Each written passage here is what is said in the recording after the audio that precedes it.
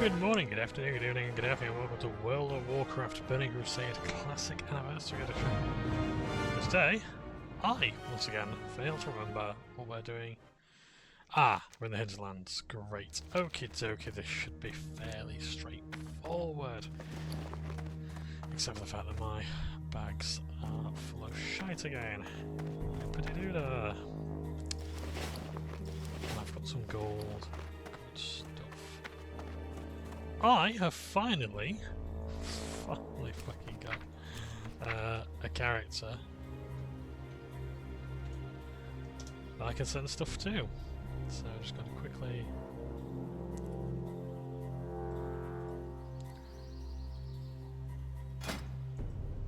Hang on a second, how do I...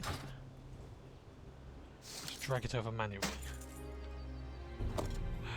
Yeah, okay, so I'm basically just sending all this stuff over to the character that I've got stationed to auction my shit off. Or otherwise store it. What else? I suppose... Oh, I can actually give them a bag. So, let's have a look at what else. Is there anything else I can give them? By the way, happy... I will be talking about this in a bit more detail today, but happy Pride Month to those who are celebrating. And hopefully we're all having a happy Men's Mental Health Month as well. I know I very rarely talk, I guess, politics and human rights and all this sort of thing on this channel, and usually only in videos that are more overtly political. I tend to talk politics and whatnot in more overtly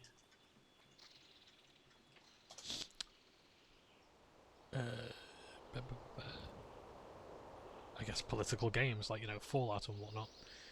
We're all good there. I don't think I can. If I, yeah, let's. No, let's not bother. We can always just sell it, can't we? Junk it. There we go. Yep. So just collecting necklaces, and we'll have big brave for this as well.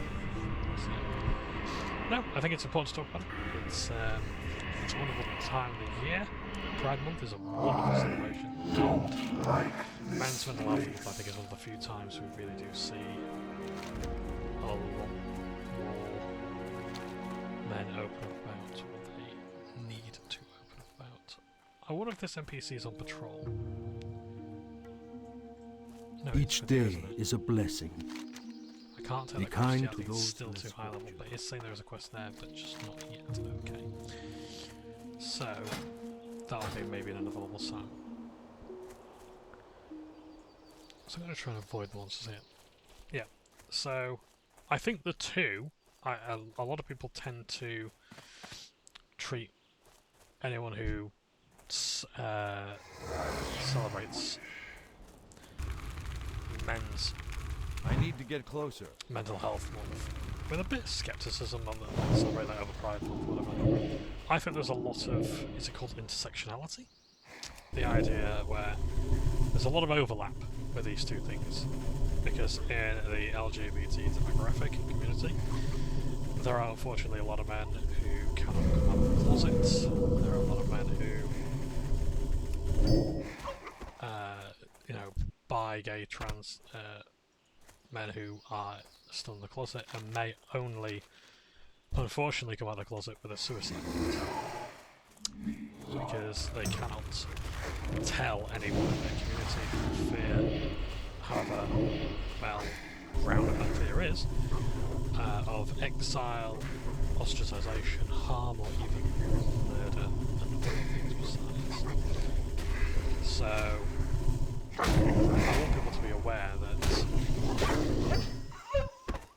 those things are happening, and it's at a catastrophic rate. I recently learned this morning, actually, that more male suicides are caused, or rather, there's more male suicides, I think, per year than breast cancer deaths, and believe me, breast cancer, I had a colleague who, thankfully, they're battling with cancer, breast cancer, and the devastation it brought was absolutely abhorrent. So I'm trying to downplay that anyway. Obviously, support whatever causes you can. If breast cancer is one of those, good on you. You know, you can help some people with other things. You can diffuse your responsibility however you so wish, if you wish to at all.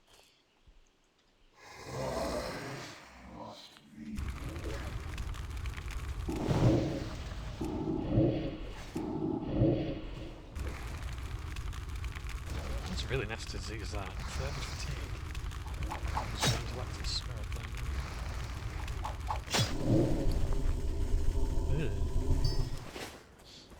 Oh yes, while we're here and we're doing all this.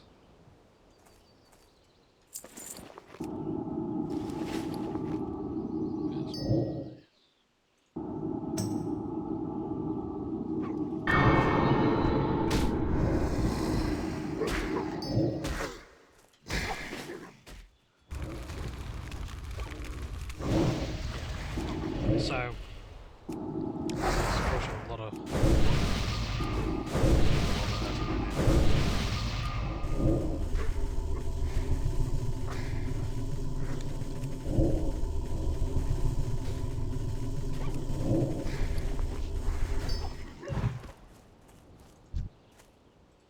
Inventory is full. I hope each day at a time. Could it better place?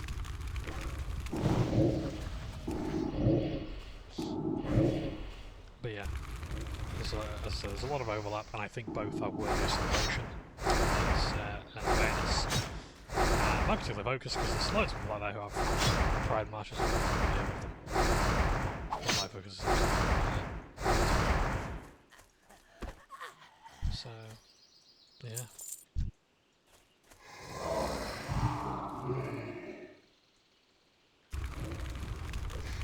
That I will say now, as someone who's known suicide is a pleasant thing, it doesn't really leave you. I get why people do it as a way to escape the pain and things like that. I can't say it will get better. You know, I'm not gonna make some pithy remark, but some people genuinely are like, this isn't gonna get better, and they don't know what to do. I'm not going to encourage leaving. I need more mana. But I'm not going to cast way out either. I can't cast that yet. It's just that those who need the help from what they can.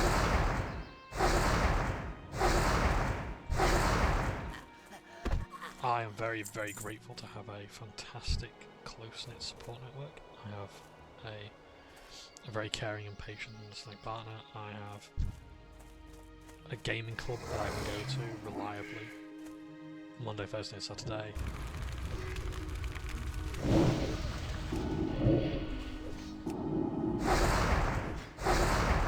I'm still recharging. But not everyone has that.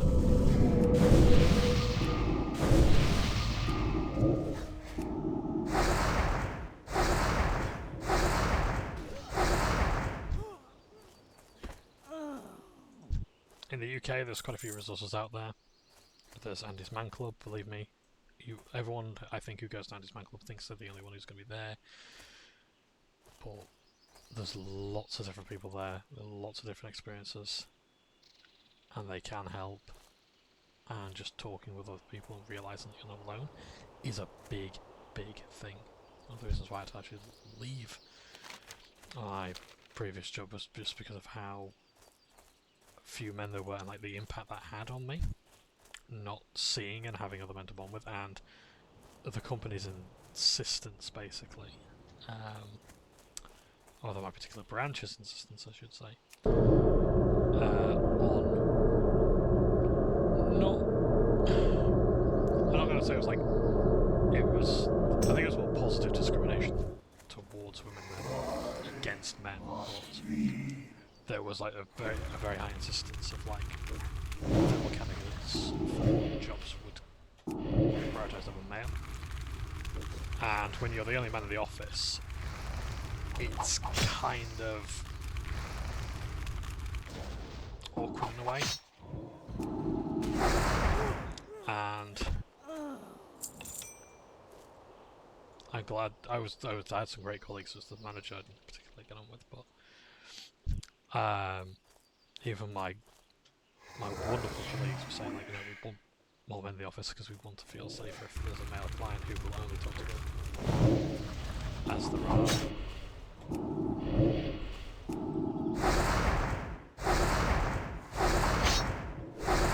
Female clients to advise with.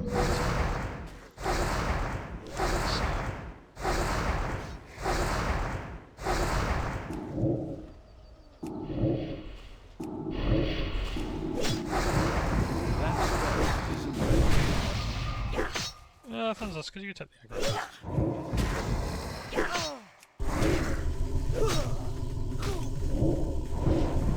Run away! Not enough mana. That's not really easy to take aggro.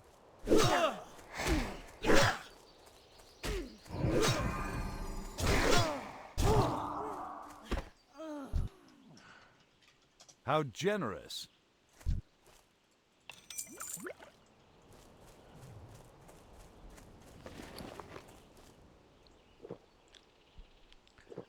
I'll have the cheese.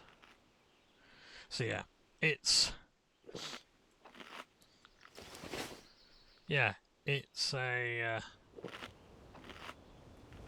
big thing for me. Is I think male representation of things. It sounds laughable almost, doesn't it? When, you know, men are typically overrepresented in a lot of things, but in the ones they aren't, it's quite staggering. I imagine I feel, I mean, perhaps not to the same extent, but I imagine how a lot of women feel in a male-dominated space or whatever.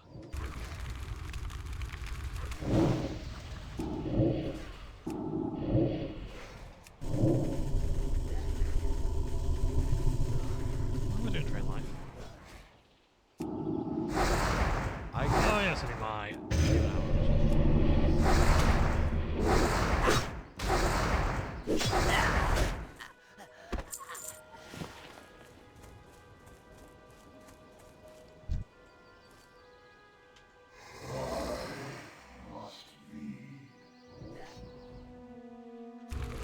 Down.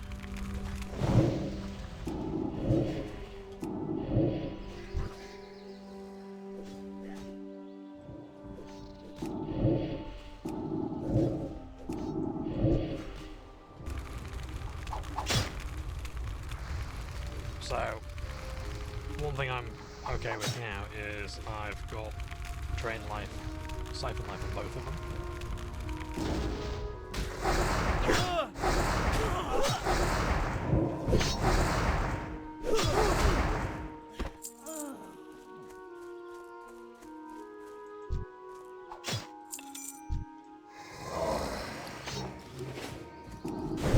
That's still recharging. That spell isn't ready yet. I'm out of range.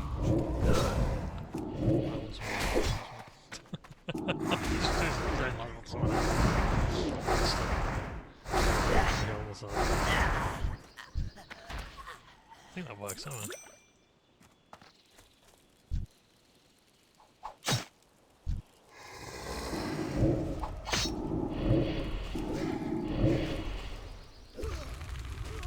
My mana is low. That's still recharging.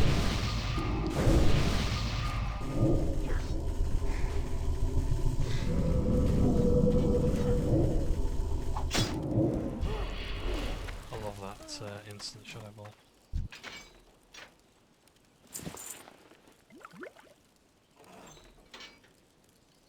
I don't know there's potions of sparkling, that's like a quest item, isn't it? So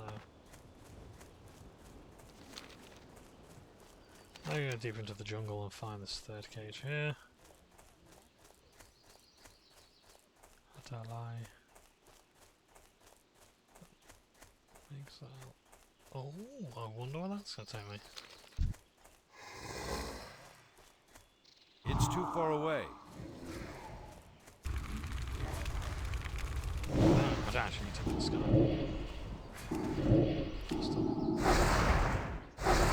So yeah, that's my talk on events. What else? There's Anshed as well. Samaritans is great as well. If there's any of those resources. There's Calm, the campaign against living miserably. Great bunch of people there. But yeah, there are resources out there. Certainly have place. They can help you as much as the people in my life. Not enough mana.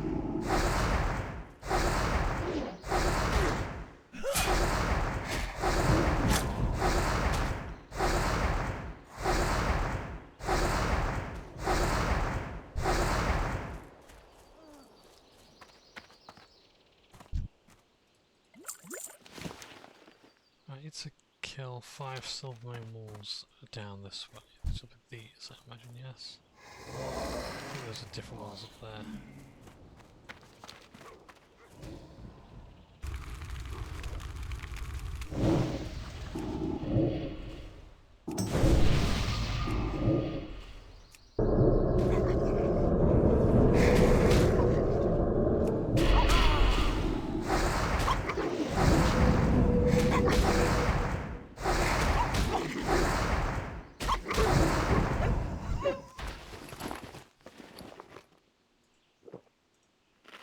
It's probably faster than doing all the other stuff. Other gubbins.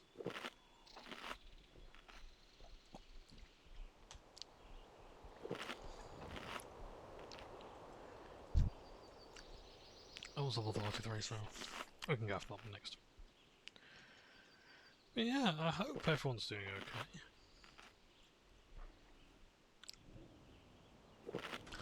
On a lighter subject,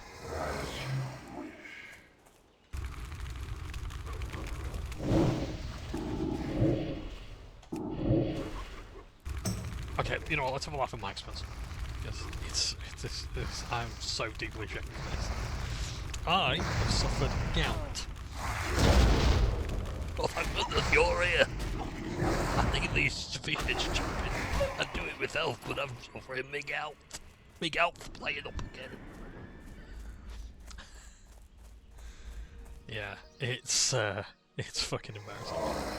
I just woke up one day, I was like, I can't really move my leg that much, and then I was screaming in agony. I'm like, you know what, that was a massive life-changing moment for me.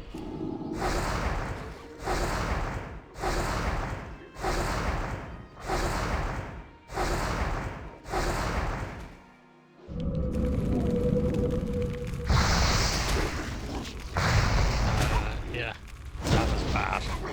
So, massive changes in my dietary order, so... Yeah, because I know I'm a fat bastard. Oh Jesus, that was bad. But I didn't realise I've actually... Huh, no kidding. The tuxedo pants give you stats, I don't realise I will. But yeah, that was bad. Funny in a way, I can laugh at it now. But Jesus Christ, I was like... I genuinely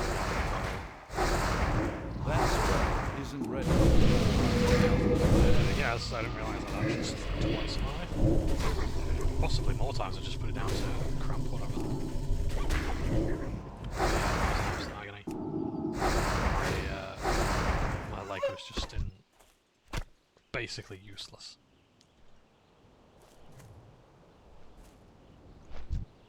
And yeah, that's taught me to actually look after my health in a way that, because sometimes like I used to frequent the subreddit Fat Logic. I used to actually do like a lot of sort of like debunking a lot of myths and things like that that people had about the beast. How hard it is to lose weight and all that sort of things. all of its bollocks. But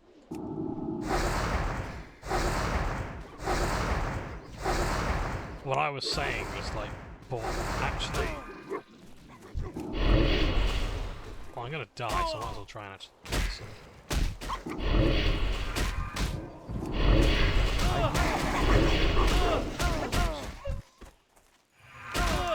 Nice. I can now make my. I can die. I can make my way over there. If I don't die, it's too bad. This is I can't carry anymore.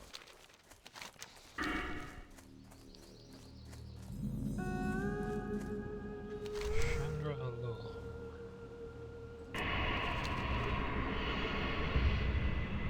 It's weird how you can just see through things like that. Ooh. What do you want from me?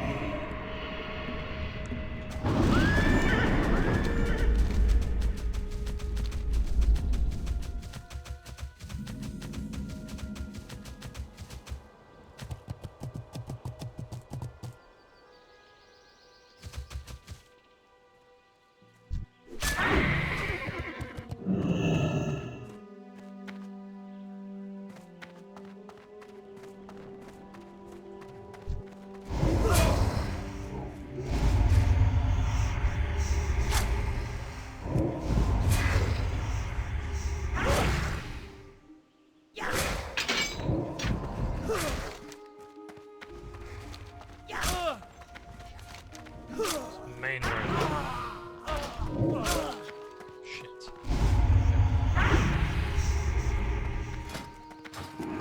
At least put demon out.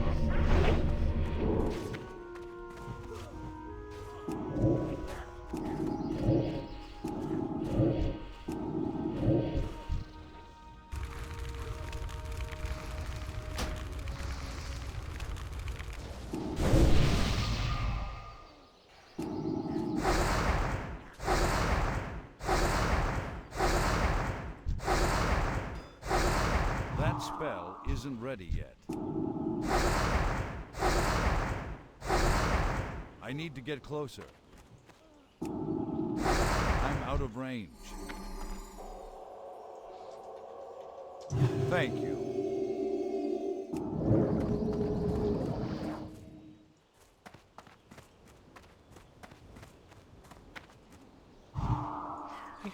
Who was that player there? Right, little, oh, cheers, mate. Oh, what? Oh, legend. So, the camera isn't like this yet. I'm just going to explore deeper into the hinterlands, to be honest, because it is a nice location. If you like this, you'll love Grizzly Hills and.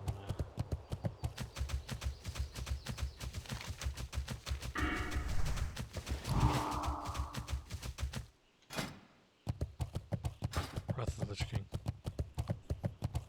I believe the guild is doing their next Rattlus run soon.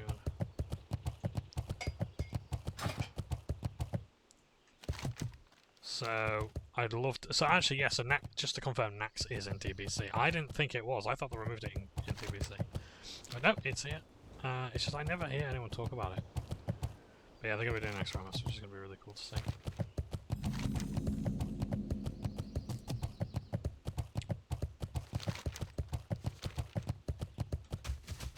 But for all the evil things trying to kill them, I'd actually really like to see this place. Maybe it has. Look at that, ain't that gorgeous?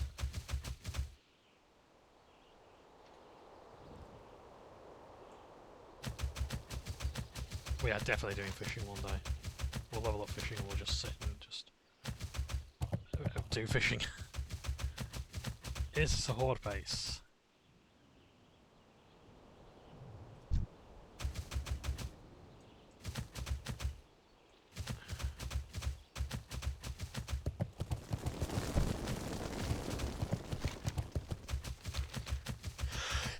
Excuse me.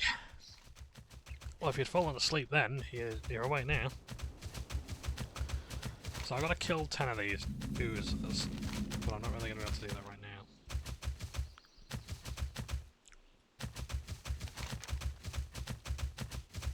Yeah, let's have a look around, why not? Because we're not actually going to level up. Well.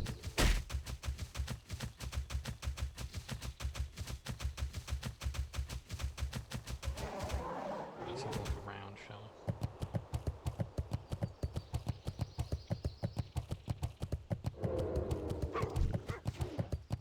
Something in store here, nice. That way is going to lead to more death. I don't really want to go that way just yet. Then again, there might be horde down here, so who knows? Yeah, I had a hard enough time getting to the Wailing Caverns yesterday as my Druid Elderic, who got some really nice gear. I'm not gonna lie, I got some awesome kit and caboodle. Oh, this isn't Zul'Aman, is it?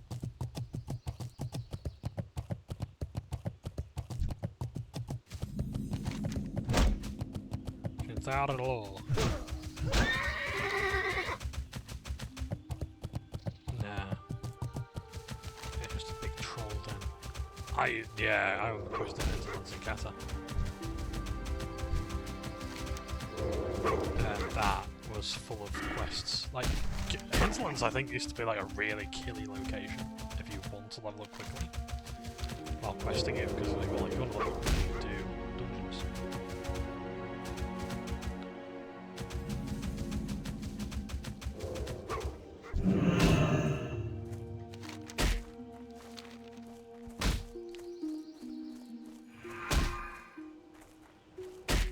What do you think I am dead?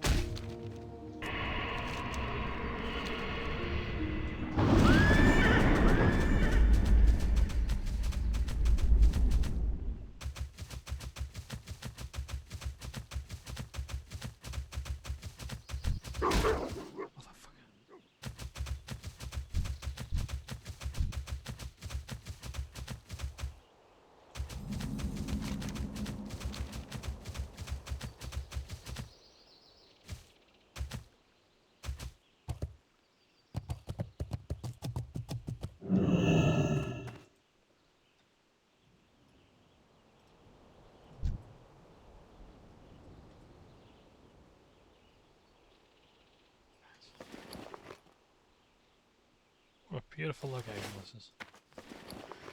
Let's eat up. And we'll make our way back. We'll go to Ryan Rhapsody's Shindigger as well, because that is the Quel'Danas Lodge. Nice.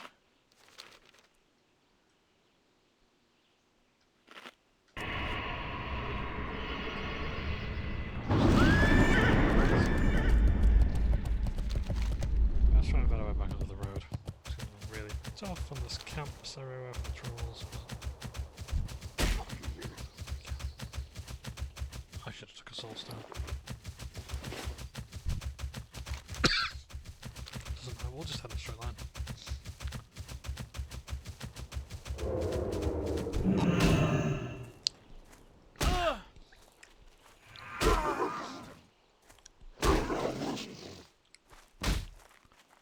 One Warlock ability I absolutely loved was, I think it was called Blazing Speed.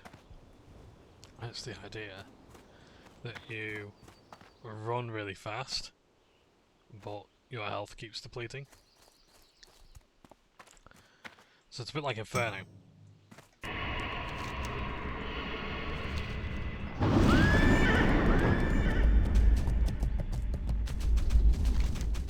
It's very funny. So Inferno is an AoE spell where you cast it so you can move. It's basically casting a rain of fire on yourself, being able to move, but it damages you.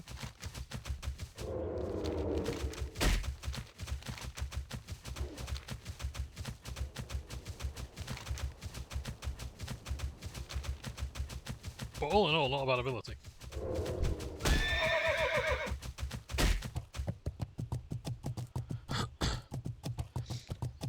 So yeah.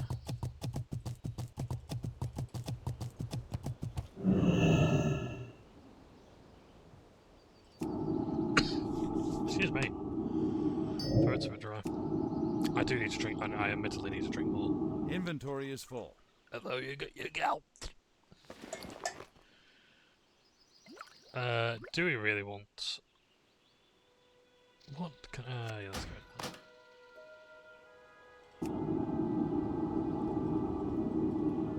It's still recharging. Hang on a second. I've just realised my bags of stuff. Well, did I not send the stuff to my... I didn't send the stuff to my dude. What the fuck? Yeah, it's like as well I remembered as well. I think this is in MOP they changed this. Oh, for fuck's sake, really? But basically, mail, when you send an item, you have to wait an hour for it to get to the recipient. They changed that later on. And again, it's just one of those things that, like, exists to sort of waste time.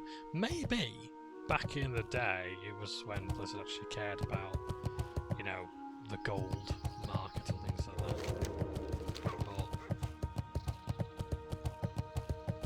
But now, not so much. The idea that let's slow the economy up a bit, give prices to regulate, make sure that if someone wins an auction, they're not just going to spend the money immediately. But yeah, now Christ, I don't know. What else is going on in MMOUs? Guild Wars 3 has just been announced.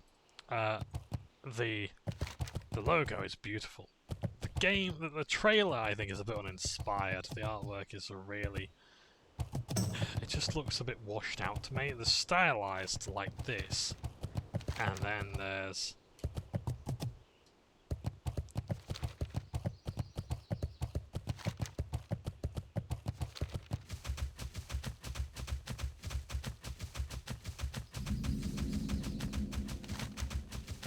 And then there's, like, just...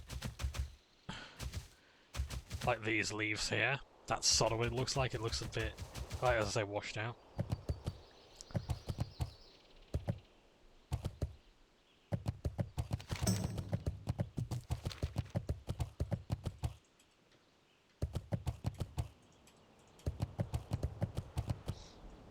You know, I think I've said before, like, one of the criticisms I have with a lot of artwork these days is how rushed artists are. I was talking to one artist who drew for Shadowrun, the role-playing game, and he was getting a lift in the back of a car or whatever, and he was contacted by the guys at Shadowrun, well, Daniel rather, and he was contacted by the guys of Shadowrun. So, hey, we want you to draw some pieces for us. So, okay, we need them in 6 hours. What? What the fuck? Greetings. They're killing my dudes.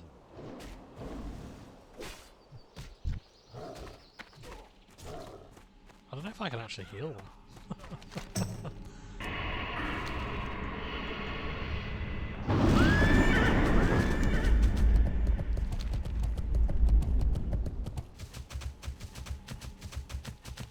This was for the Horde quest area, I'm guessing.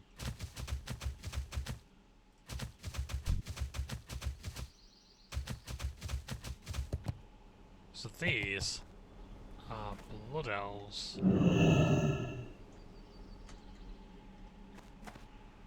Well, they're High Elves, but they've got the Blood Elf skin. Which is very interesting. So that must mean that the hinterlands are unused. Which wouldn't actually put it past them. Not put it past them. Or, if they're not a new zone, some of the quests might be new, or some of the models are updated for the Horde, maybe. I don't know, I'll have to look that one up actually. Maybe the hinterlands really are just like a zone that has just been fleshed out a bit more, maybe the models are just updated. Not I, son.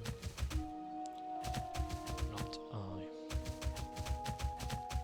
Yeah, so, Guild Wars 3, I mean, don't get me wrong, like, the trailer's got a few years to build up hype, hasn't it? Because Guild Wars 3 ain't going to be coming out this year. I don't know where this fucking guy is.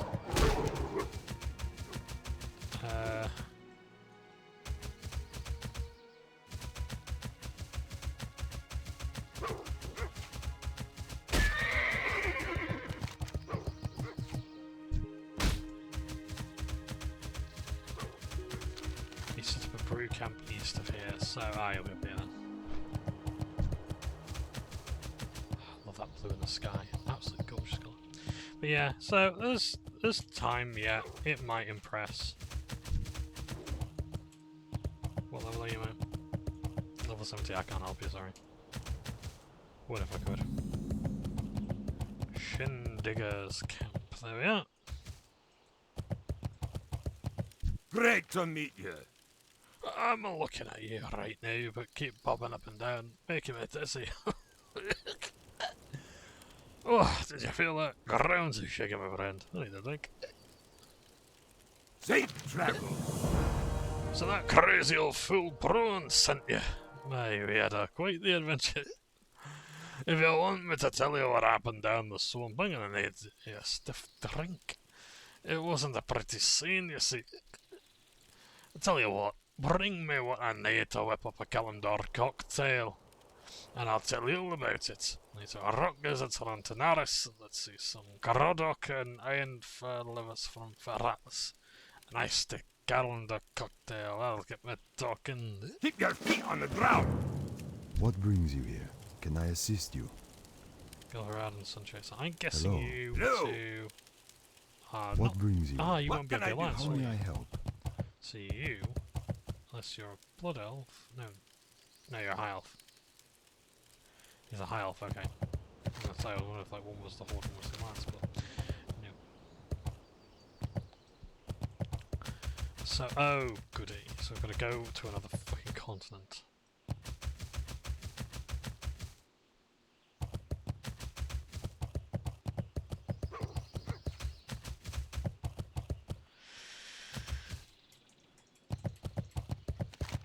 So, yeah.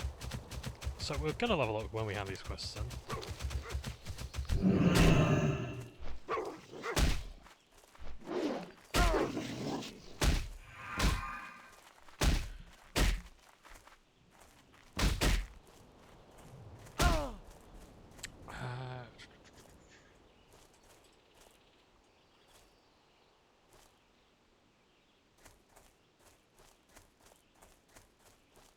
But yeah, like Guild Wars 2, that's Warm great, wishes that's to you. really gone on. Remember the lessons yeah. of the past. Guild Wars 2 is a great game. I recommend it. If you treat it as like a single player game as well, that's good. I did like Guild Wars 2 a bit, I just didn't really play much. It just didn't grip me. Like, before I got back into playing WoW, because as I say, all roads lead back to How WoW, are you? What's I was just your playing as back? like, Off with you. it was Good. fine. Talk to me. What's your back? Ah, so okay, so yeah. The more you find of What's these, on your you'll get a mind? reputation of things like that. So that's cool. I don't really need them right now. So, I've what to do. Way and now, get to put points into this contagion. Great. There we go. Here's the damage. Of Curse of Agony, Corruption, City Corruption. By 3% it reduces your chances. Your chances your affliction spells will be dispelled by an additional 18%. Nice. Yeah, so we're just gonna keep doing that for the damage increase. Right. Let's send some gear.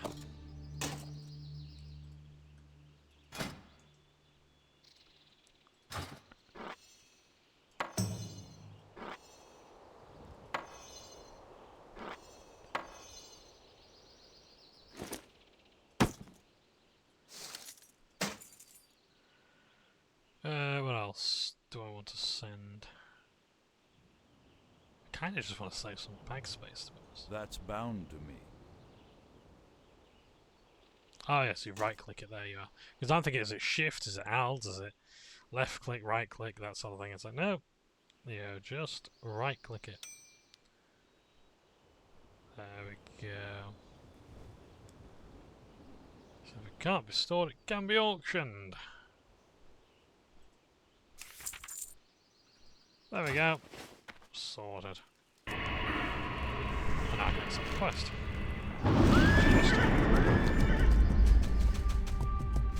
May the light embrace you. I was finally granted an audience with Valstad World, and I would hope that to have our strongest advocate Only the wild hammer dwarves on my side. Withybeard is revered among his people both for his legendary griffin training skills and for his wisdom. The longest way past that wild hammer it is he. I'd go see him myself, except that I cannot leave the confines of Airy Creek while I'm waiting my audience. This is Withybeard his residence to the south, and ask if you will speak to me. Okay. Be well. No home, search for evidence. That means you will. Dionys Hakar. The rugged terrain of the hinterlands is not only home to the Wildhammer dwarves and their griffins, but also a number of foolish troll tribes. Trolls view the Wildhammers as squatters on their ancestral lands and spare no opportunity to accost the dwarves by attacking their griffin areas. One way to prove ourselves in the eyes of the Wildhammer is to help staunch these attacks by killing the Weatherbark leader, Witch Dr. Maljin, who shelters in a cave in Bogan's Ledge, to the west of Shantara alone. Which Dr. Maljin and his pet spider, Shakat. May your days be long. I think Jin is a surname for a lot of leaders. So it might be a title. Because you've got Zuljin, one of the leaders of the Amani Trolls, I think. You got Vol'jin, who is the leader of the Darkspear tribe. I believe one of the... Oh yeah, Zanzil. Witch Doctor Zanzil. In Zul'Gurub. Well met.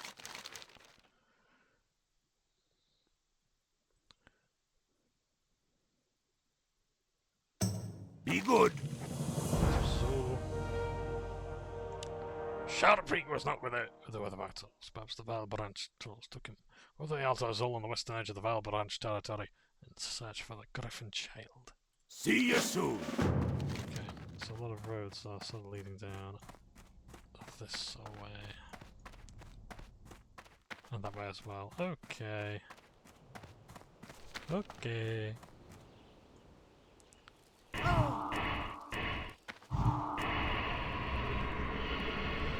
So yeah, I don't know what else is going on in MMOs really, not a whole lot.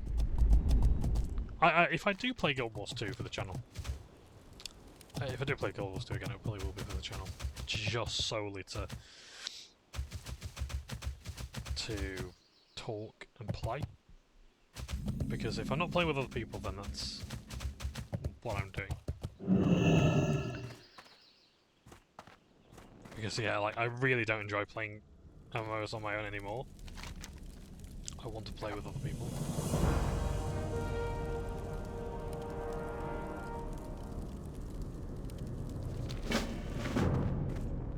So yeah.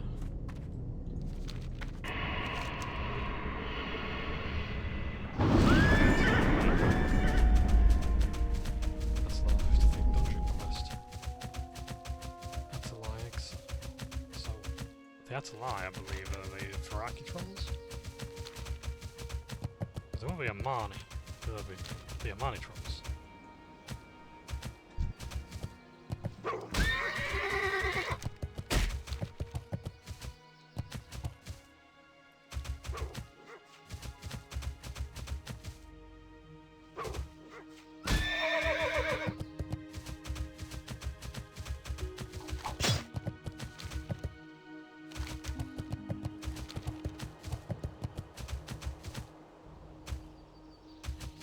This place is fucking wicked. You really can't move all that well without running some aggro.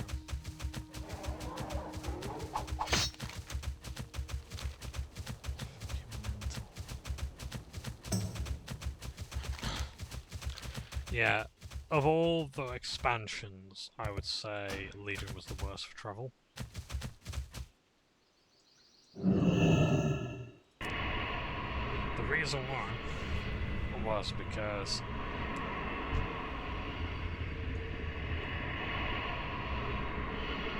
Send me back. Must feed.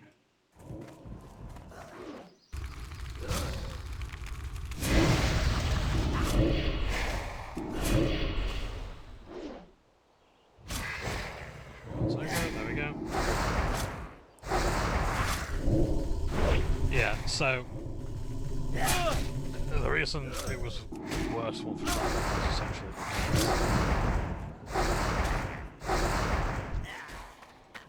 there was so much water, and there was a mount called the Water Strider in Mists of Pandaria, 2 expansions back, that you could get from doing fishing daily quests.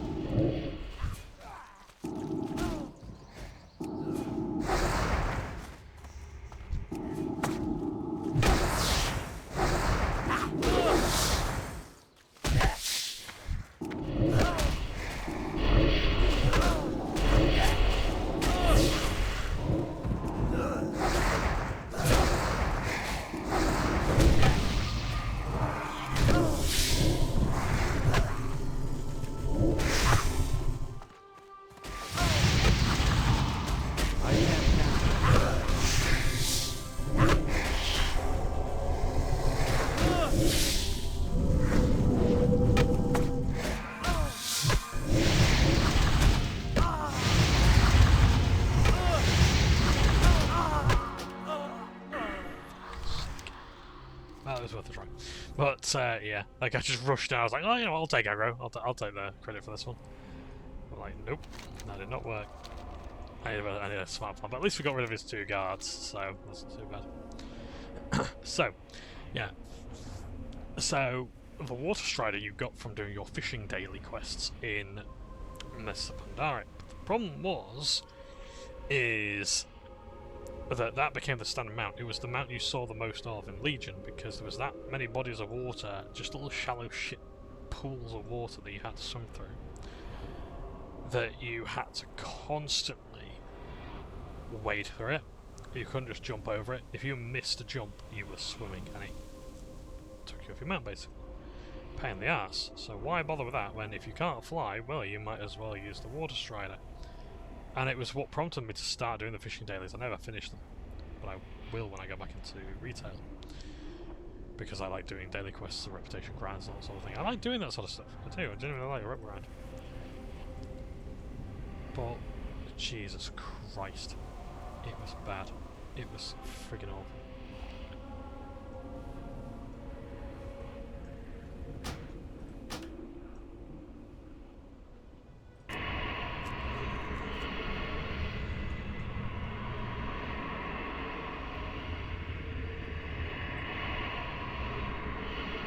Why do you call?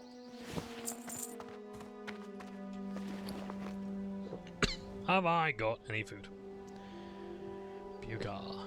I've got some food. That'll be enough.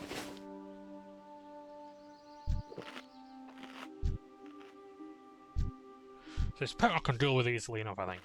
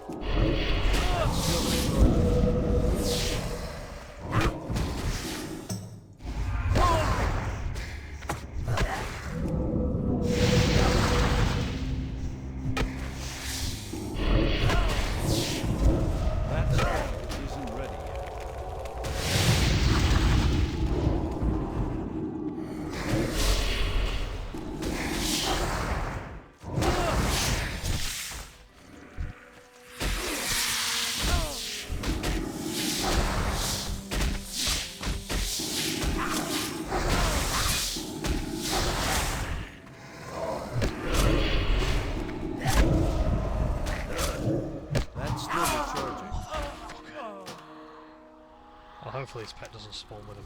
I might just be able to get him on his own. Jesus Christ. That one guy, I nearly had him. I had him on the fucking ropes. Oh well, at least I can both the spider now. Even though the spider's probably going to be the DPS of the two. Not a bad fight to be honest, because he summons a healing ward, so he can heal himself, and he's putting down a magnetism, so if you're melee, you got to pull him away from it. It is a good fight. I want to make that clear. It's a really good fight.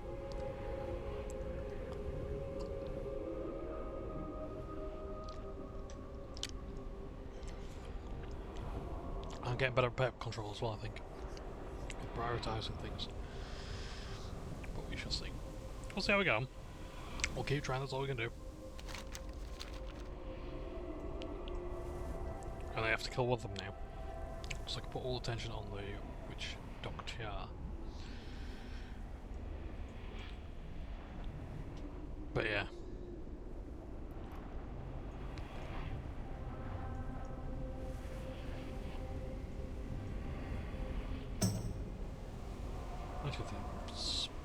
Actually, I didn't kill him, so I can't really talk to the spawner.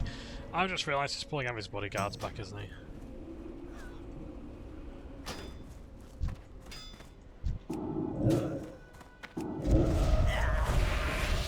It's too far away.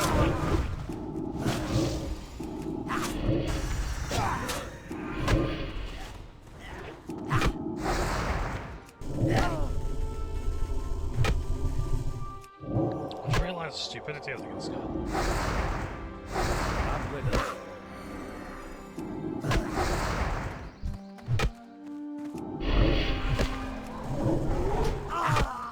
Wait, come on, Owlbear, why can't you attack him as well? I think our Blood Elf is going to take the credit there. I was greedy, I was stupid, I was stealing a kill from somebody else who wanted it. That was poor form on my part.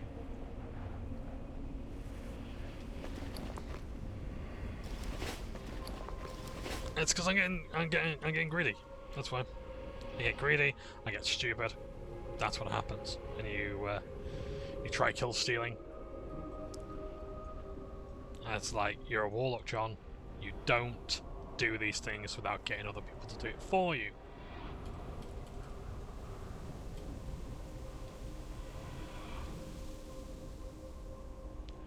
Like your minions.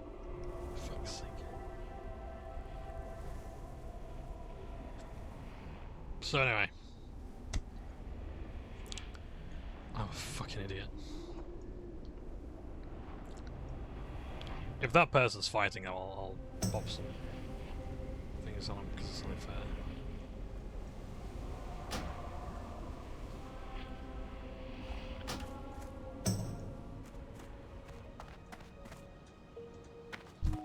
Well done.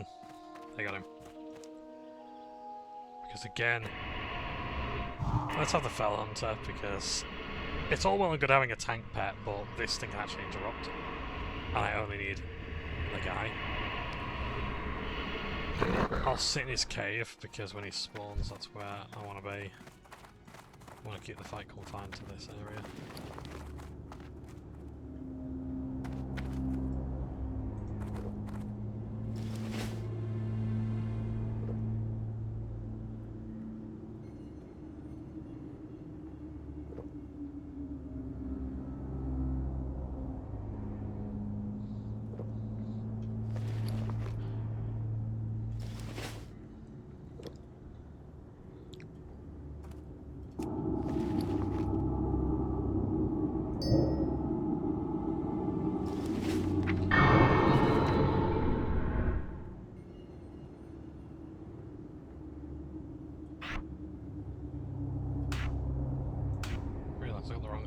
Health stone. Soul stone.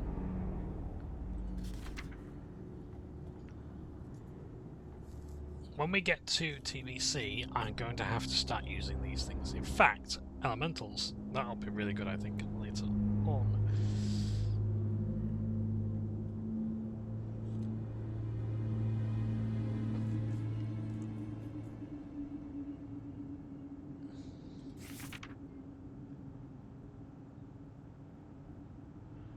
Subjugate demon.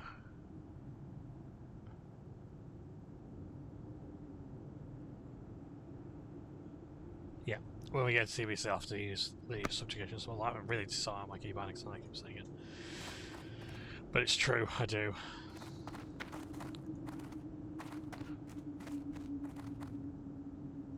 I'm going to stand here to give, hopefully, draw a bit less aggro towards me. And then it's just going to target the Fell Hunter, hopefully.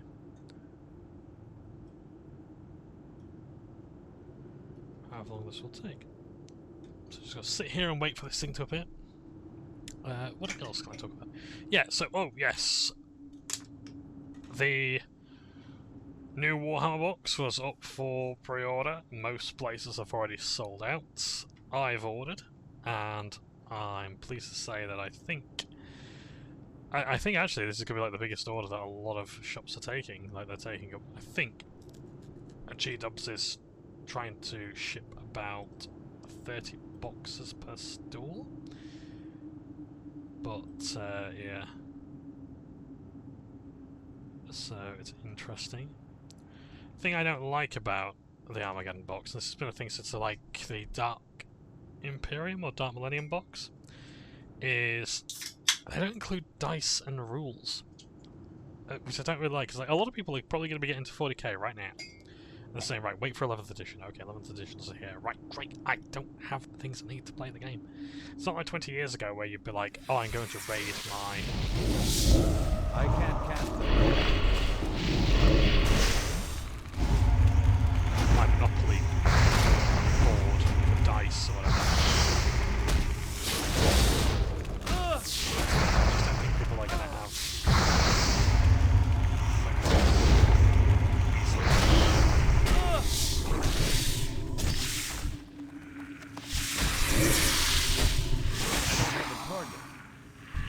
That could just be a me thing, I'm not sure.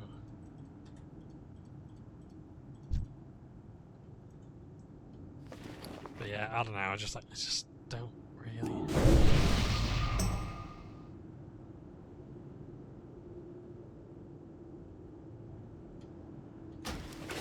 see it happening. So the cool thing about this is it can interrupt.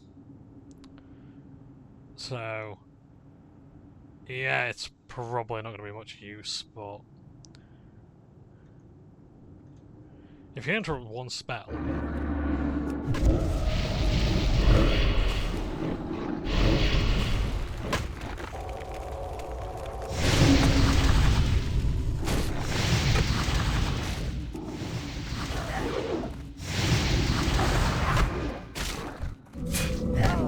oh, you're fucking joking.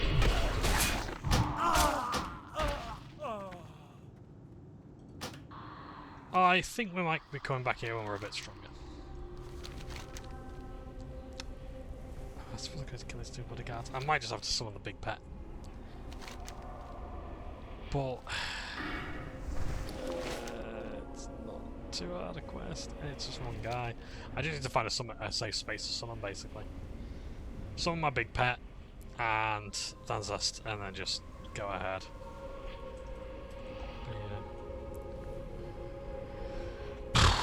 Because a lot of these quests now are getting higher level. Like 46 here, 46, 48, 48.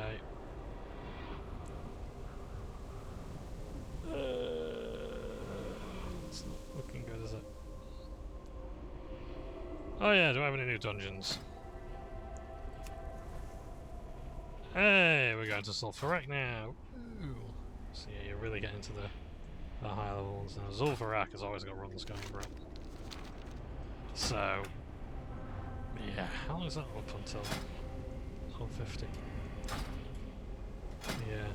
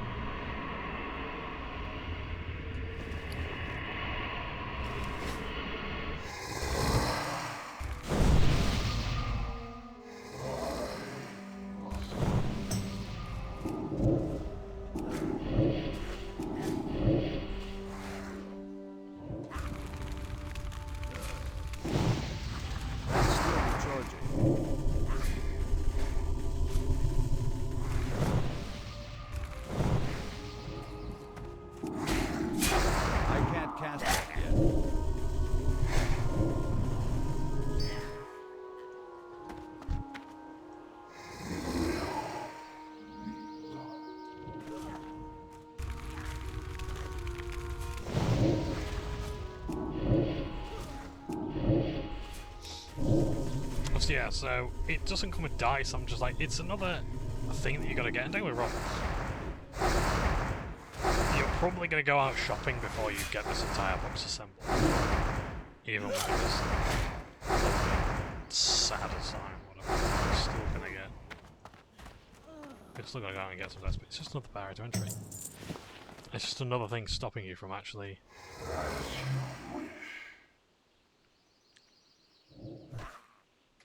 engaging with the game.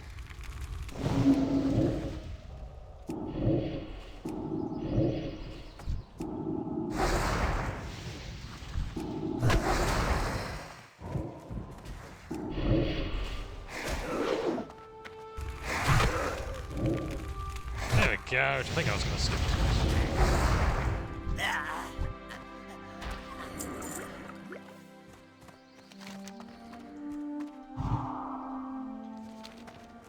I'm in combat with Operator.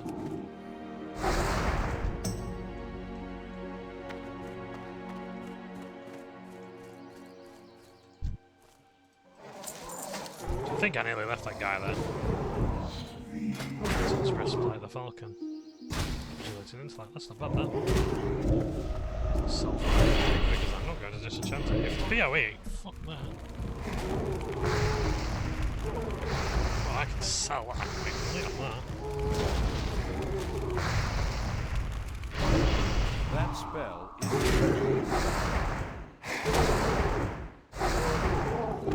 I need more mana. Oh, so that's that quest done, right.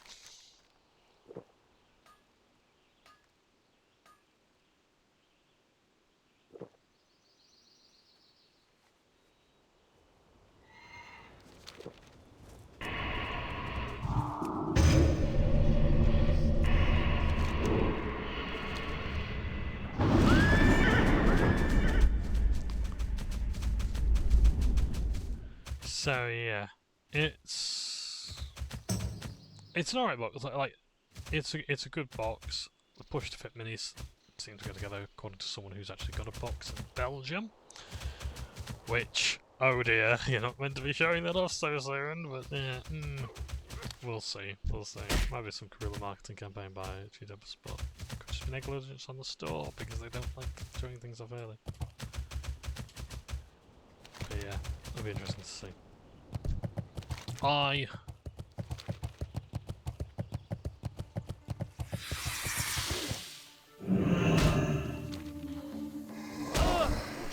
Abelard, deal with that for me.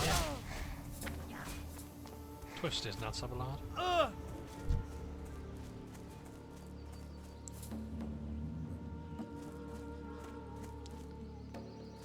So yeah, I like the look of the Armageddon box. I have got it ready.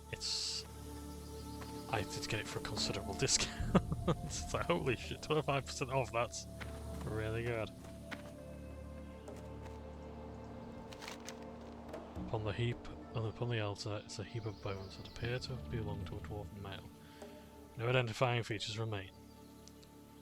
But you decide to search the body for confirmation these are the remains of Featherbeard.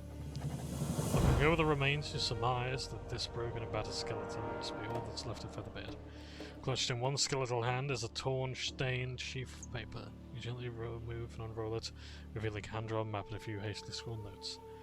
The map appears to be a rendering of Chandra Lol and its 3 temples with X marks in several places, presumably the locations of the stolen eggs.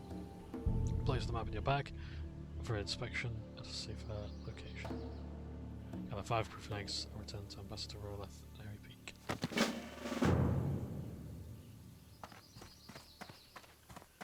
Yeah, these troll temples are gorgeous. It's really nice.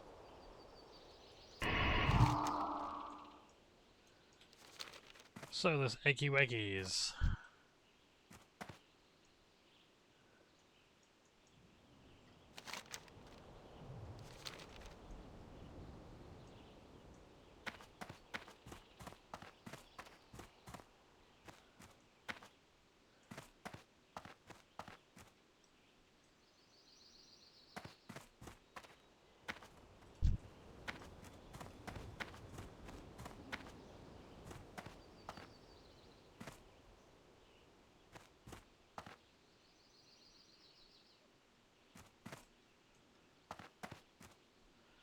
would help if I could see what they look like, so at least I've got a context or a frame of reference.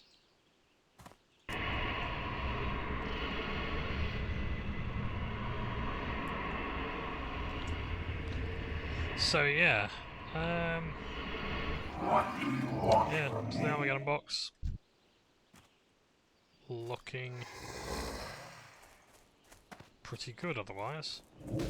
Rules I think are a bit satisfying. The core rules for 11th are out now. Had a quick glimpse through them.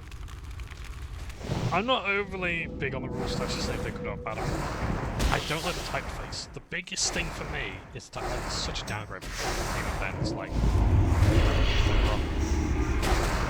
the writing, like Games Workshop need to hire people who know how to write rules. If they write like they're writing a technical manual, which, you know, well, in fact, no, they don't, because that would imply competence. It's like they really don't know how to write with any passion whatsoever, or with any. That spell isn't ready yet. Like, I get it's trying to make sure that fans aren't doing gotchas, but here's the thing: I don't know people are going to do gotchas. The judges to decide. Okay, and then have a. I can't cast that yet. You don't need to have shittily written, awfully dense rules. It's like, again, I have to refer to Magic the Gathering. Magic the Gathering has some of the best rules. See, I'm going to Magic card on me right now, and I just give you an example. That spell isn't ready yet. Because my god. I'm dead serious. Warhammer rules. I can't do that yet. Presentation. Absolutely awful. It's only because I'm reading more and more of them, and forcing myself to read more and more of them, that I'm actually getting them. It's not having any enjoyment of the rules. It's like I have to do this to basically not. So that when I teach others how to play the game, they know how to play. Well, look at that. Giant serpent skeleton. Ooh.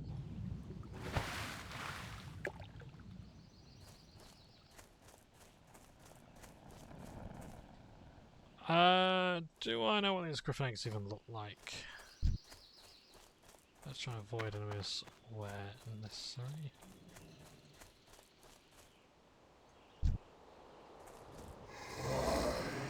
Must be.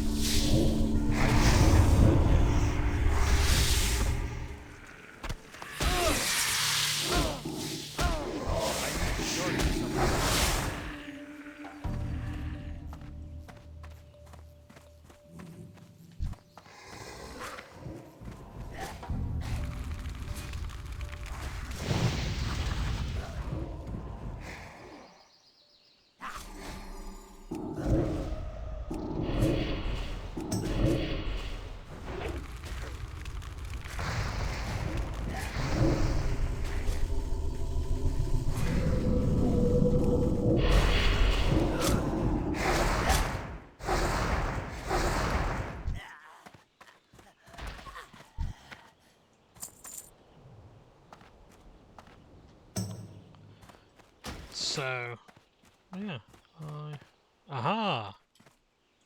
Hello there. Hello, man.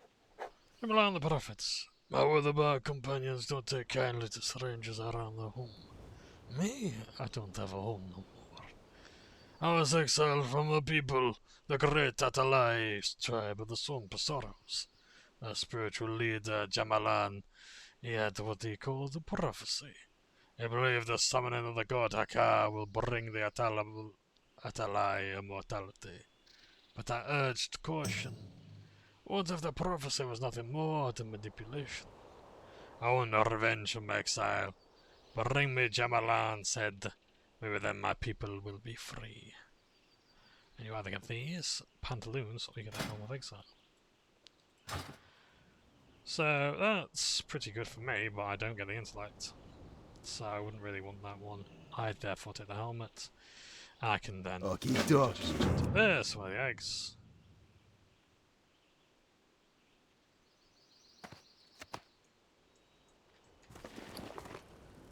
Do we have the...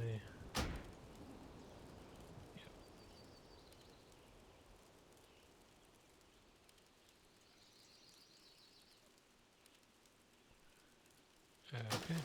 And the egg is... There, I don't have Griffin egg. Rescue from the back trolls. Well, the word rescued is a strong way of putting it. So we've not really rescued it yet. Still contemplating whether to fry it, boil it.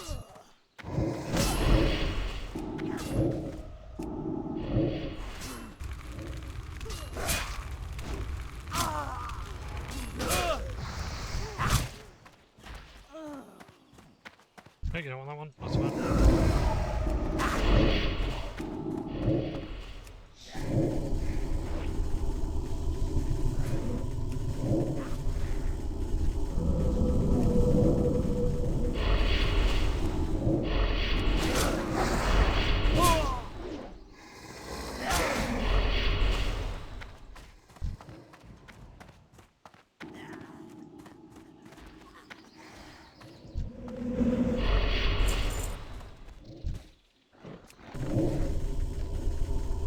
I'm gonna run away.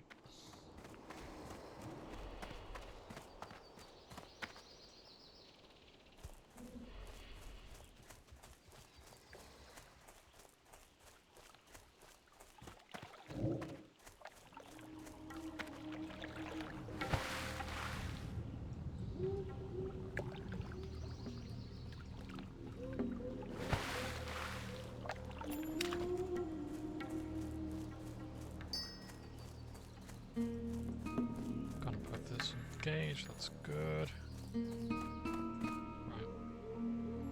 Right. Let's have soulstone, let's have a pin. So yeah, the Armageddon box looks good. Space Marines Orcs, very happy about that. Oh yeah, if you're doing push to fit, here's some advice. Clip off, when you get one of the pegs, clip off a tiny little bit of it at an angle, or shave it down or whatever with the Arby knife, that sort of thing. And the reason is because when you push it in, it's air resistance. And it's snip it off a bit with some of the air escape, and it will allow you to put the model together rather neatly. You can also as well use ultra-thin cement to get the miniatures to mold lines to. You need to do that as well. Quick and easy way. There you go. Nice. Speaking of ultra thin cement as well, I've put together my avatars of war minis. Hello there. Loving that staff. What's that from? Serpent Crest Life Staff. 68. Ah, you must be... Ah, yes, that'll be from TBC. Serpent Shrine Waterworks, whatever it's called.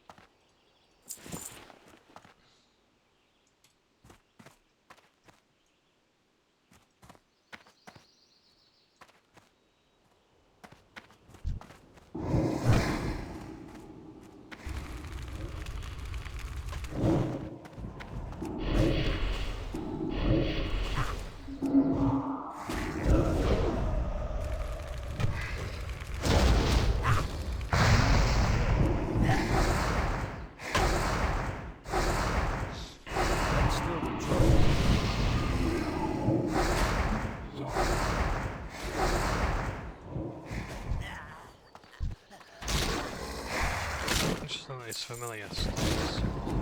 That spell is ready. Although he's dead.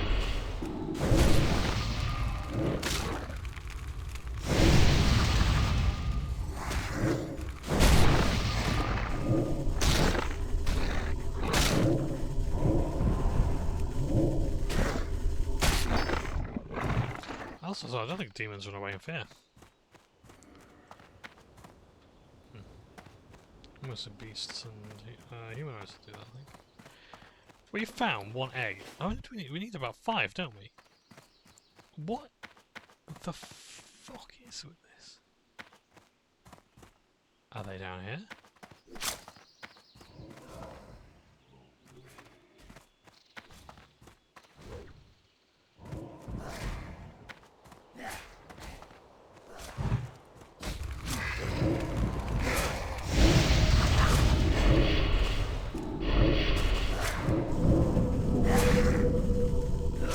We actually found one of the eggs in.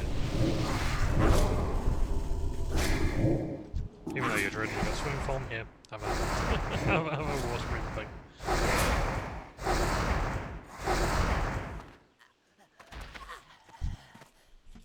Oh yeah.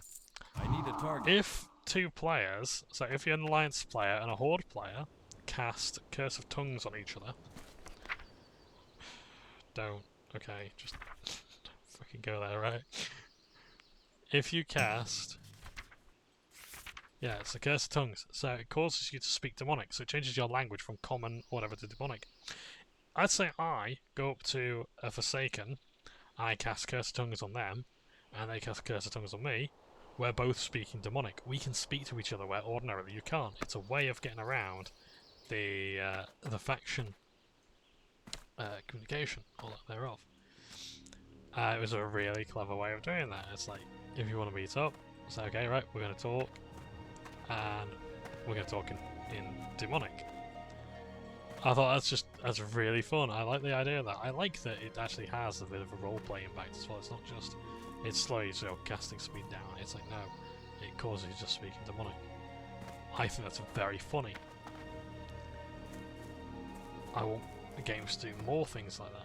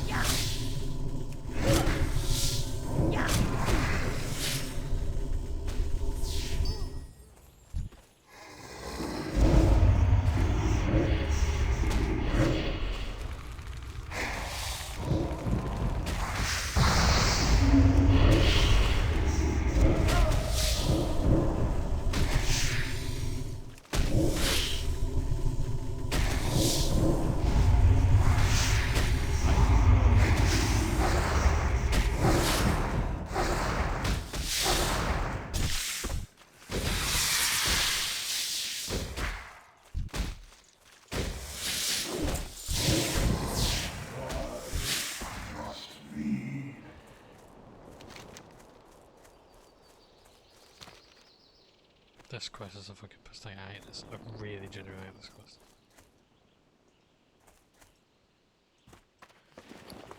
Because I'm going by Questy's information, which, you know, it's only doing what it knows, right?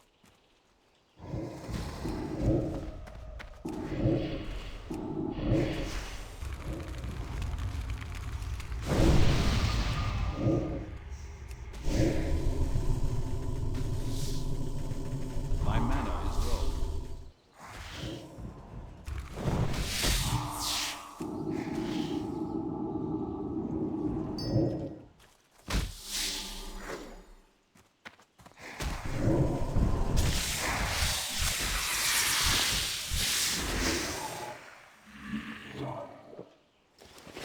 But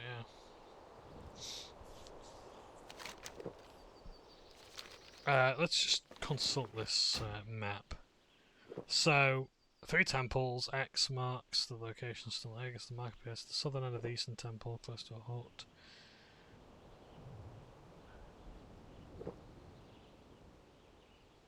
Okay, so...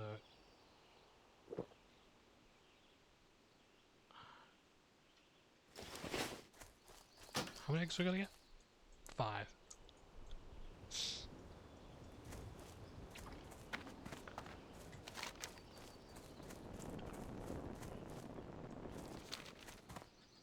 So, which temple would this be? So, eastern... east of the central lake. Right, that's north. So, this will be the northern temple. Right. So...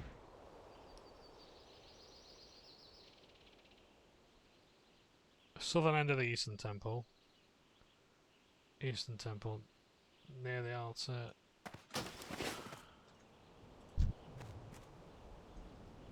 I'm only fucking about with people if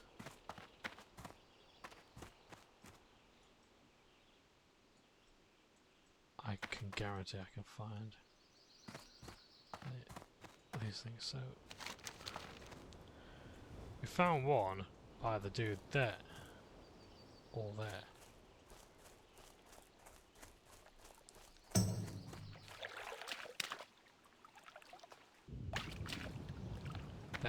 There's one. There's 2 even.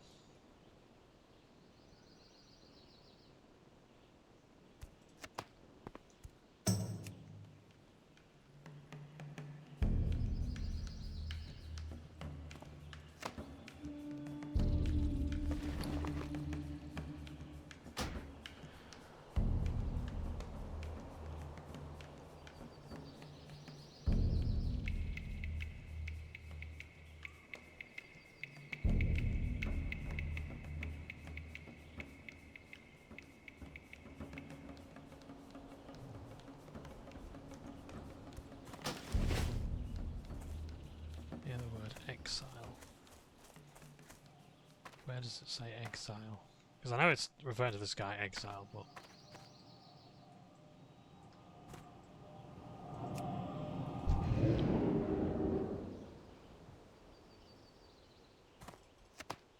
hey, so we can actually just wait for them to respawn, which might be easier to be honest. So have I got a view of here and the temple?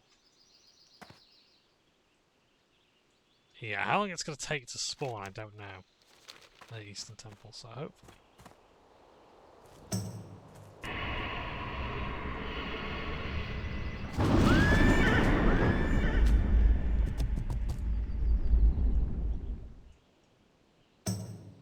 Let's have a look. So that's the Eastern Temple that way, because it's north there, that way.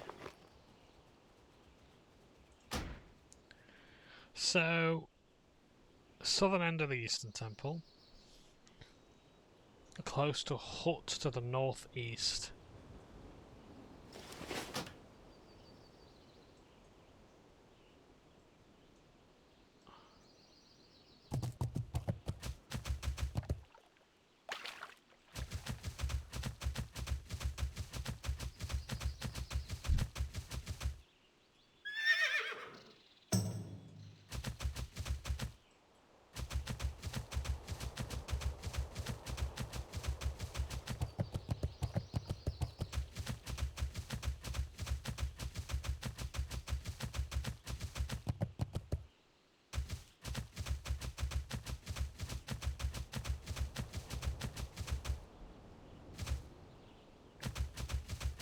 Halfway in,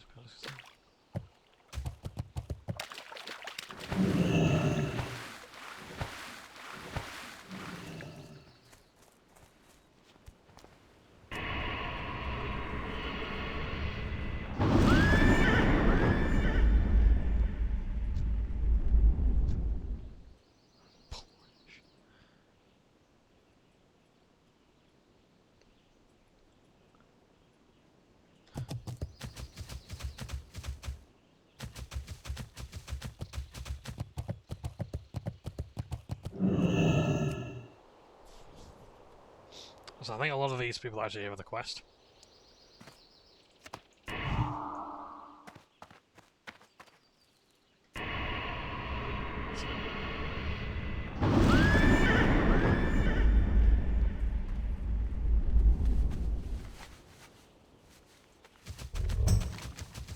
Someone has just been randomly gifted 600 gold. Like, wow, okay.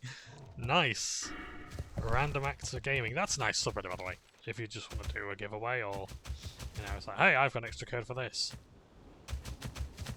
First come, first serve. You know?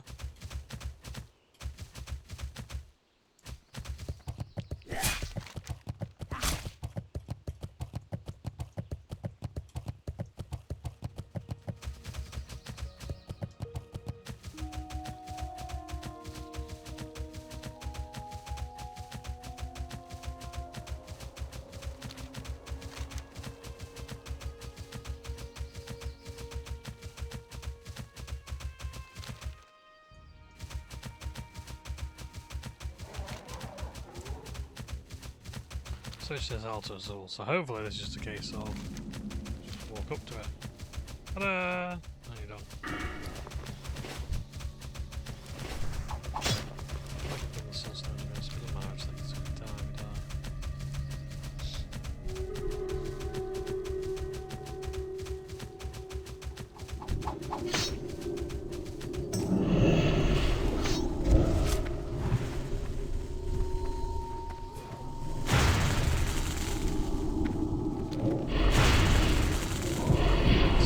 Bye.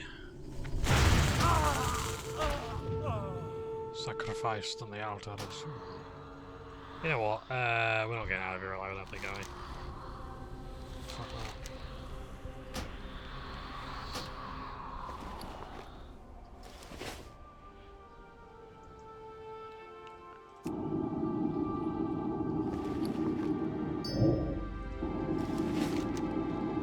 It's a long way all the way over there, it looks like. It's probably going to be a longer way than it looks.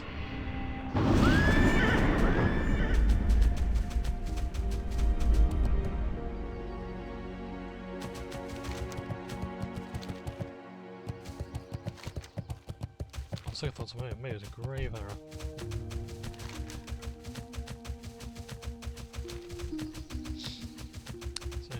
Oh yeah, so as I was saying, yeah, my Avatars of War. I've put together 16 Warriors of Pestilence, my Warriors of Chaos Army for the old world, with great weapons, and I have to say I'm quite impressed.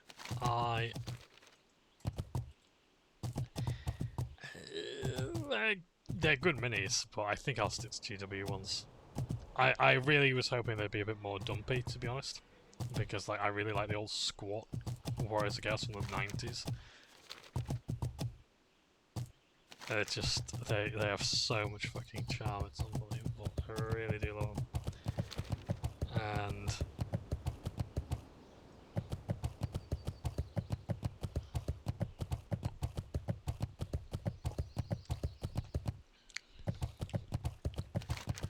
yeah, I liked it well enough, but homing robots.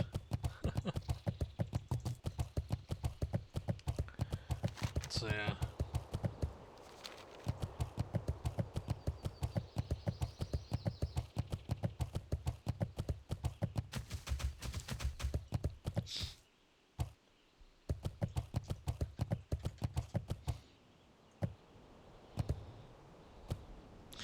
So yeah.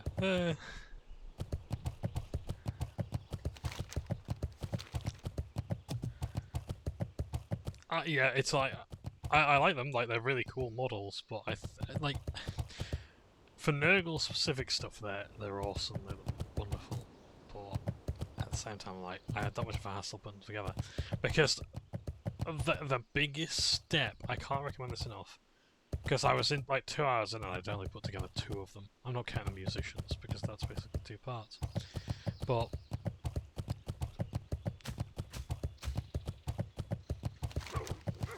I put together like the banner guys and like this is taking me 2 hours to put 2 of them together. If you think I'm spending 16 hours putting 16 of them together now. But what helped was I had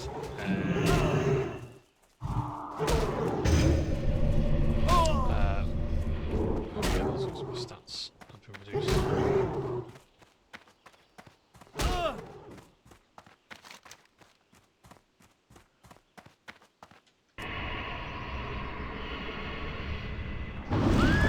Oh yeah, you travel the roads and the roads aren't safe. So the only way you can get to your safe place, or another safe place, is to just risk it for a biscuit. In fact, I'll have a pet. I think I grow it's like which company, but... Oh, there's a road there. A road that is an Albi stop. So yeah.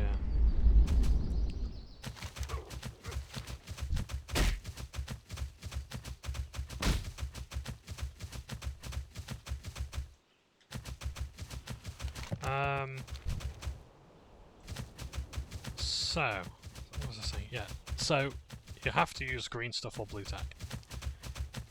And once I did that, it saved so much goddamn grief. It really did, it was unbelievable.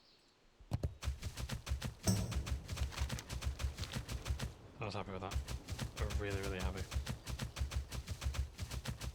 So yeah, that's what I did.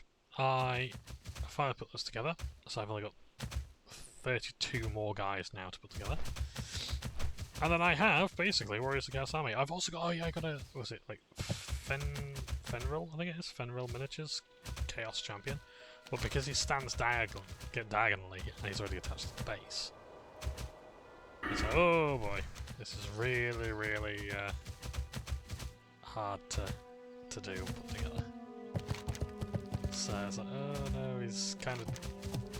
it's like, oh no, we put him on the wrong base size. What do we do? The Naru have not forgotten us. Safe journey, be kind to those less really fortunate. Cool the eggs. Excellent! The Withywarlock have killed Featherbeard. I understand why he felt he had to go on in search of the eggs, but I wish I thought he'd bring others along. His death will no doubt enrich Falstad Waldhammer, to wring anger, retaliation against the trolls, and claim my audience indefinitely. Dionys Akar, may your days be Hold on, long, Withywarlock. and your hardships few. The Wildhammers will be heartened to know that they don't stand against the Withybark trolls alone. Showing them that the Alliance can prove a reliable partner, and in protecting the Griffin should lend more weight to our purpose. Remember the lessons of the past. Yeah, so if I haven't said before, one of the things about...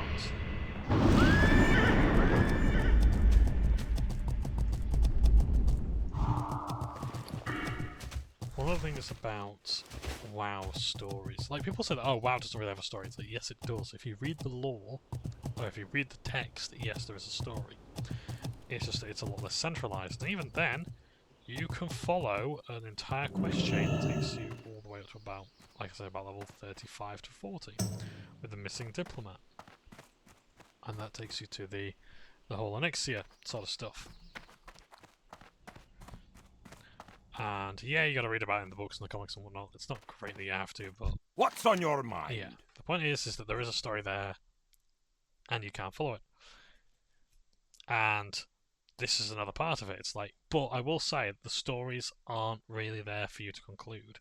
It's a case of like, right, you're just an adventurer. You've done the necessary steps.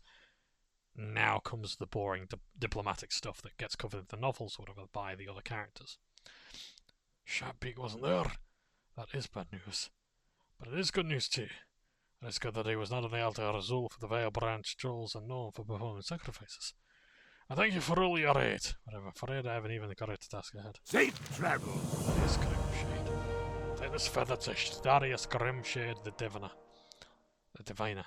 He left the Arctic Peak years ago to pursue darker knowledge, but in his heart he's still a Wildhammer. And perhaps his talents can help us face Sharpbeak. The feather was taken from the nest where the Griffin child sleeps. If you give it to Thaddeus, then with luck, you can use his divining magics to help find Sharpbeak. Good luck with it, Warlock. You'll find Thaddeus in the Blasted Lands in the Mist Tower and Netherguard Keep. Be good! Well, yes, and I'm guessing that yes, this would have been... Because were the Blasted Lands accessible in Classic? Just without the Dark Portal? I don't know. How we get there? Well... Oh, that's like a fly back outside, but let's assume that. Anyway, we're looking at it, it's fine.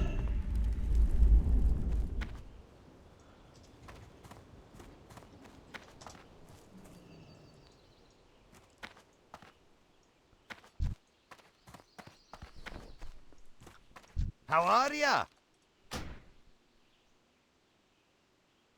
16 silver. Yeah, Safe come on. travels. Let's go. So yeah.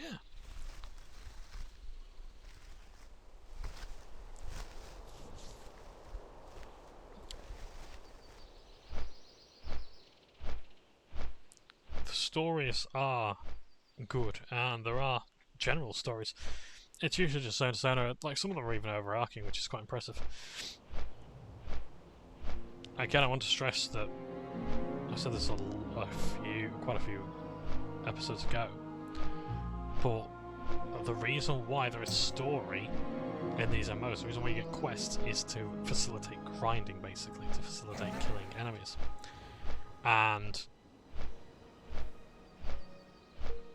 the idea, because the idea in MMOs was basically you go around leveling up by killing monsters, and that's it.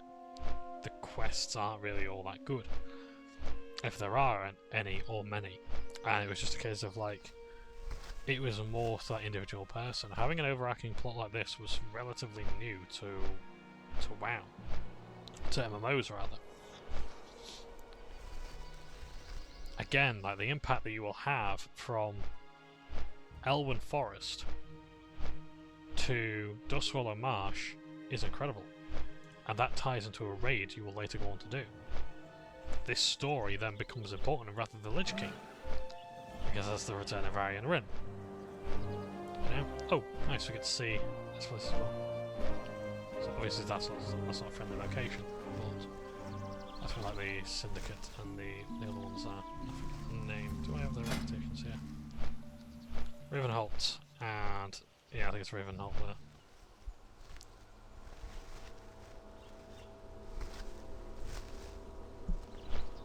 So yeah, interestingly, Ravenholt I think is, I can't remember which faction it is, but basically only one of those factions you can get to friendly reputation maximum. You can't get it to exalted.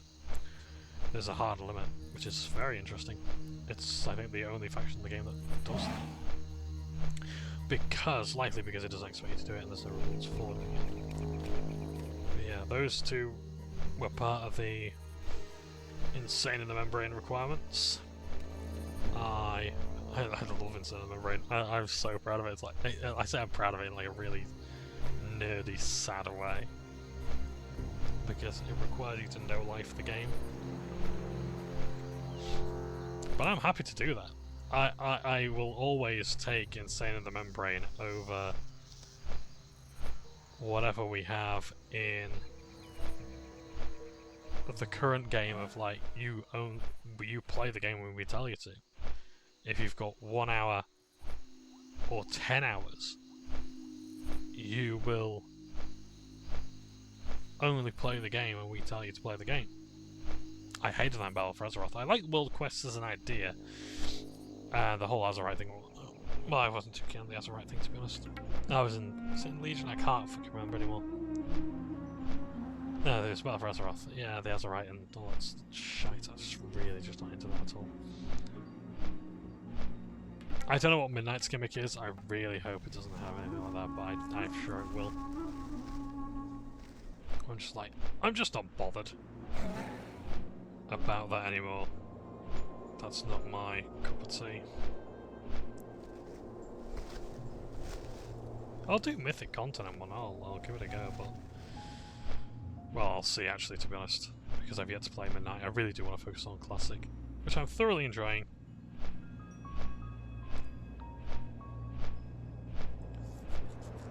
But... yeah.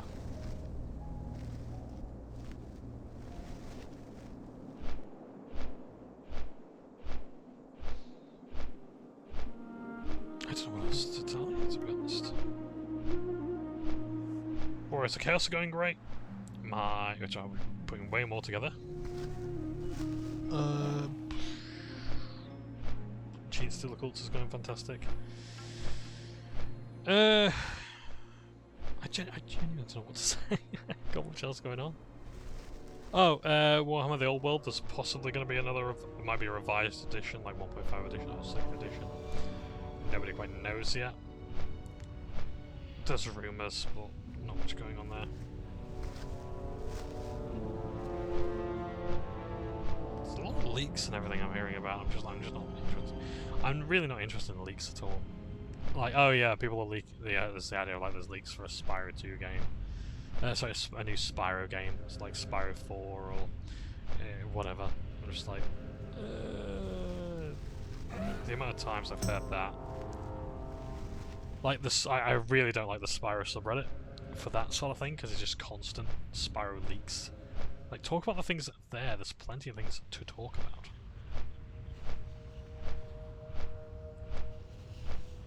There's really no need to just go into like what isn't happening. And if it does happen, great. It's like cool, but I appreciate people who buy into hype. I just don't think that.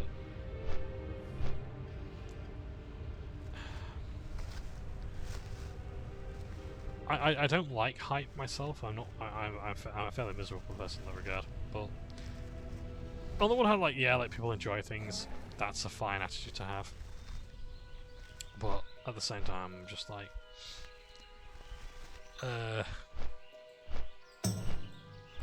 like if we're just constantly regurgitating shit, especially with the AI being what it is now, and you know Google AI being trained on Reddit and whatnot.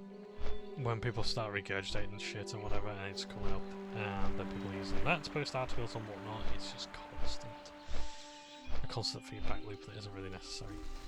Oh, I got a quest here. Ah, actually, that's. No, I'm going here right now, mate.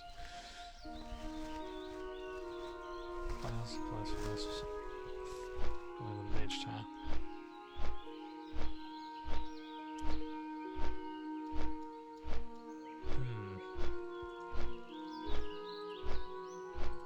I do need to go to Westfalls all down to do that. I need a style van.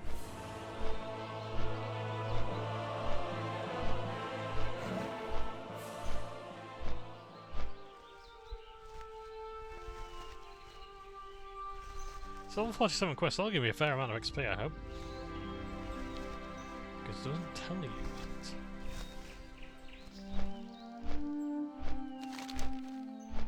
No, it doesn't tell you. Let's have a look. 375 fishing.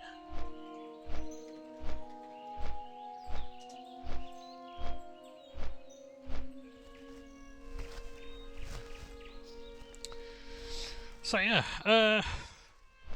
yeah, I'm not big on hype. I don't like hype at all that much. I do like. I understand why people do. It's exciting and whatnot. It gets the feels of one another. It's better, I think, to be an optimist than a pessimist. I say this as a pessimist myself. You know, you lose nothing by being an optimist. Let's be realistic, and you get to have a good time doing it. It's like that high. You gotta have the highs and the lows, haven't you? You can't just have the lows all the time. So yeah, but I don't know. I just think a lot of hype these days is massively over-exaggerated. And anyone could just make any shit up or whatever and just say, oh, well, I've got an anonymous source who works here, there, and everywhere.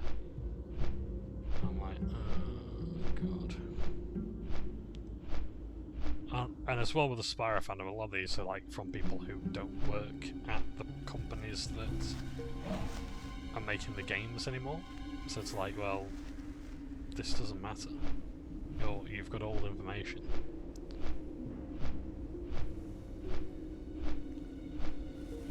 So, yeah, it's a bit weird. Like, investigative journalism is one thing. As I said before, I appreciate the works of Jason Schreier, who's one of the few investigative journalists out there in the video games industry. But Jesus Christ, some of these some of these leakers and whatnot just basically, you know, are the epitome of the phrase "a stuck clock is right twice a day." Meaning they'll throw a load of shit at the wall, and if one turd sticks, that's the one they'll spread. I'm just like, fuck's sake. It's so fucking miserable sometimes to just rely on a subreddit like, oh, there's new leaks. I'm like, oh, for fuck's sake, it's actually credible now. I'm not interested. So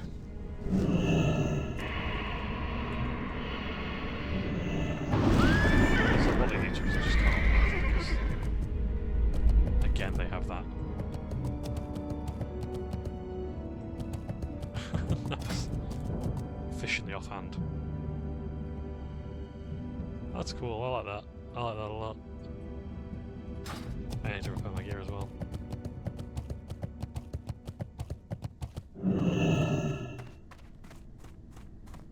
Best in slot, new raid gear for die. Oh yeah.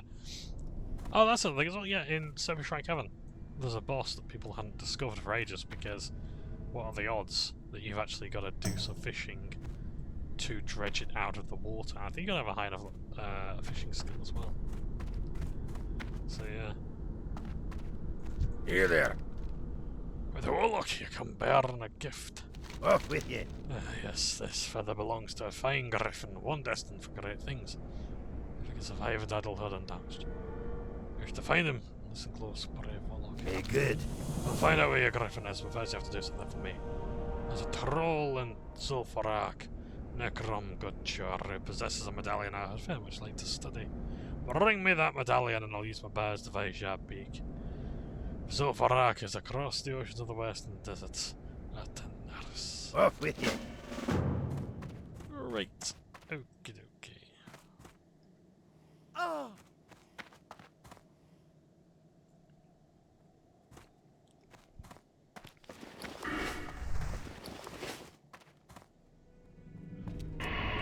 So.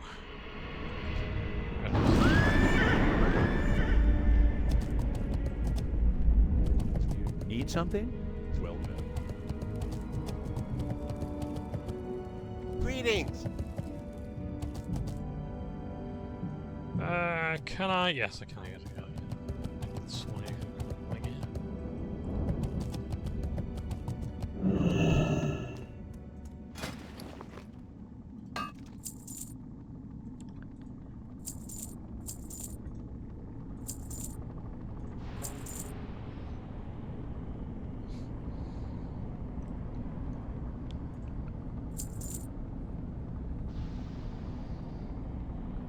Nice. Yeah, I think we're doing alright for...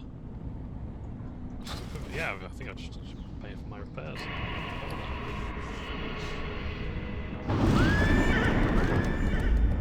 So, I want to very quickly go to us. Let's fly to whichever's fastest now. Let's go to Stormwind after. Got some quests to do.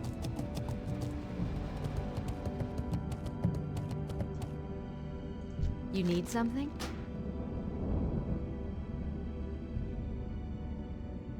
Let's go to Light someone else then.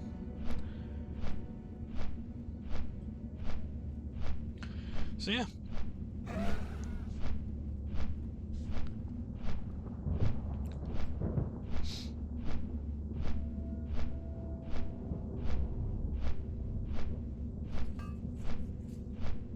Oh no, it's a shadow priest. A shadow form.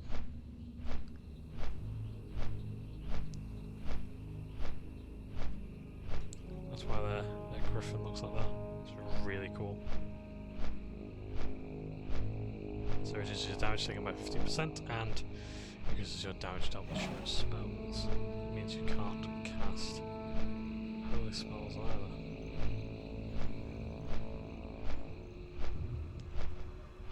So yeah.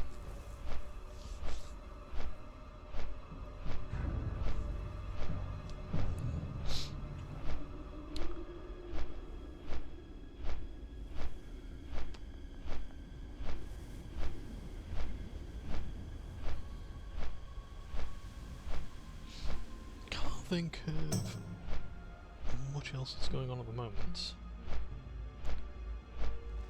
I actually think there's any WoW topics or something, I can't remember.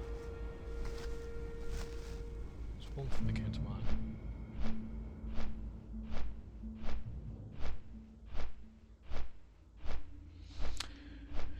I mean, I was going to treat like hype as I was going to go on a bit of a tangent and talk about like hype and say like hype is a bit like being paid an exposure of it. Like, it doesn't like the reason why I don't get into hype is because hype isn't a currency. Hype doesn't make the game cheaper. It doesn't give you a discount. You can't exchange it to pay gas bills or whatever. That sort of thing. Hype, I think, is because I used to get hyped about a lot of things. Like Halo 3. Christ, I remember that was the game. I'll have to talk about that one day. But yeah, I used to get hyped about a lot of things, but it kind of soured my expectations for a lot of things, so I prefer to actually have lower expectations so my enjoyment of the game goes up. But yeah. But it's like, I'd rather it actually just be good, without the need for hype.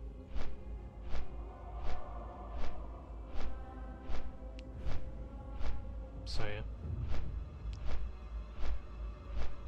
Yeah, I suppose it ties into journalism as well, because I remember when I was into journalism, the amount of times I'd be asked to write for exposure. Get paid an exposure. So, no, you can pay me. Like, I will get exposure from being published and paid anyway. Oh, well, you have to take exposure, otherwise I won't pay you. Then you are not in any capacity to give me exposure. This is the thing, whenever people say I'll pay you an exposure, it very rarely works out for you. Unless it's a certain kind of deal. What I mean by that is, so like, if a newspaper is asking you to write for them for free, there's a very good chance they have enough influence. If they can't afford to pay you, they can't afford to spread your word around. They haven't got enough influence to send you higher up. And why would they send you higher up? Why would they give you to someone else when you're giving your labour for free? Whereas if you're writing for a newspaper that will pay you per word, or per article, that sort of thing, if you can get a regular column like I have, then great. If someone's paying for that, you have to have your current place compete. If they can't compete, then move on. What about loyalty? What about your roots? Yeah, thank them for the start, but now you've actually got to go somewhere that pays. That's long and short of it. I'm sorry to say.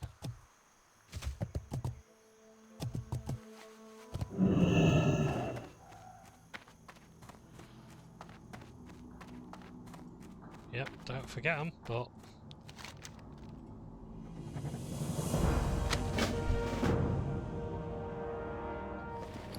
Dusty on sanity. I can't cast it.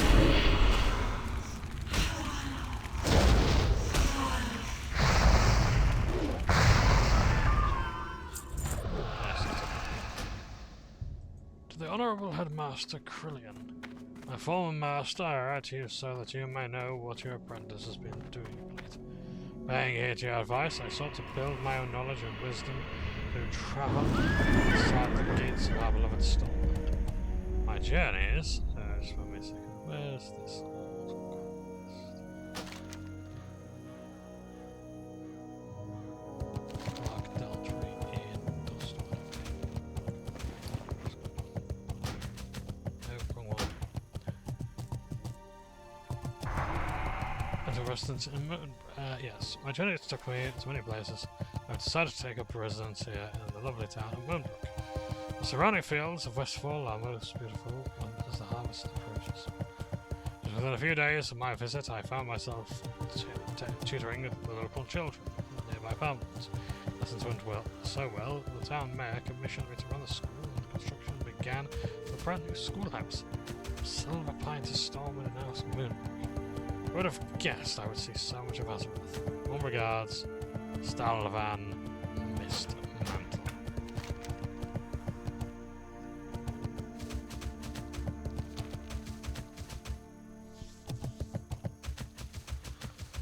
Okay. So this is an old quest I want to catch up on. So yeah, is there a bridge across? Yes, there is, to Duskwood. Nice. Cool. This is Stalvan, or actually we should just look at this. He's not very nice to look at, is it? What can I do for you? So,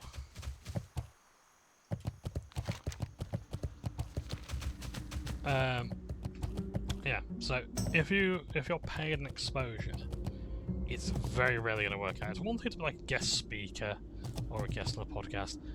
That'll probably do more for you than print media or doing, you know, like the old sponsorship programs at YouTube and whatnot. You know, some of those networks. Remember old YouTube networks? Some of them were a trap. I nearly got caught up in one of those traps, actually. It was actually at that time that I decided I'm going to remain independent. I'm not going to monetize, because I'd rather make no money than make the pennies that some of these networks were just going to be like, yeah, sure, well, you just be a content mill for us and we'll pay you pennies. We'll just read amongst everyone, that sort of thing. It's like, okay. Yeah. No, not going to happen. So, yeah. So,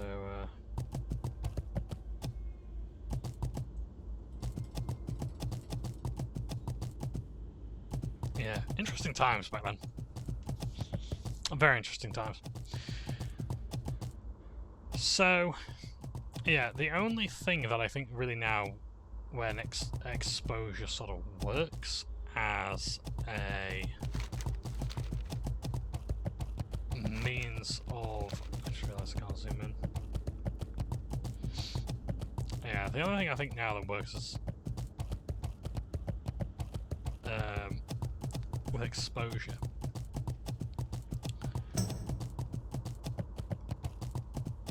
These days is like, for example, there's a lot of these talk show podcasts where it's usually some guys acting superior to OnlyFans models and be like,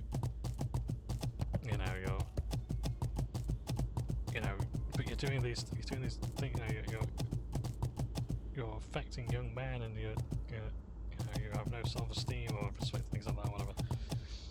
And it's like, I'm just like quizzing them on basic maths, and they pretend not to know the answer, sort of thing. It's basically engagement bait. And the idea there is the podcast gets its male viewers and the vitriol or whatever, and then the OnlyFans actors get a boost in numbers. That's usually how that goes. So yeah, it's not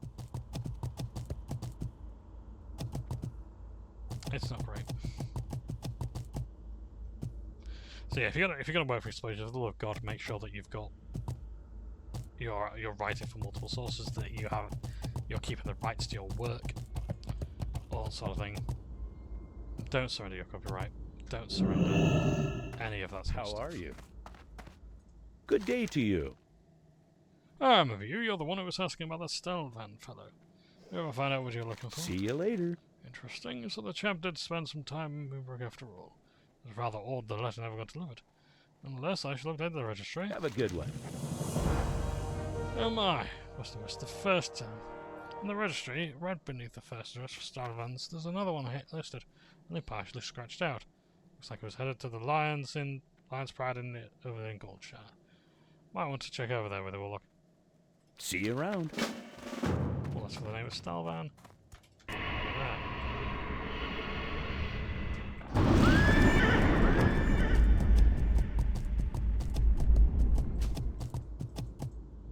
King's honor, friend. This crate of power stones is to get another guard to keep in the blasted lands. They won't hold their power for long, so we can't ship them out with the next caravan. We must take them quickly. For the Alliance. Shit, okay. How long have we got?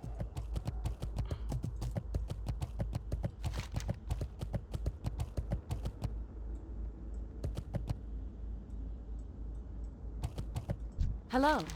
Fuck that. Have a good one.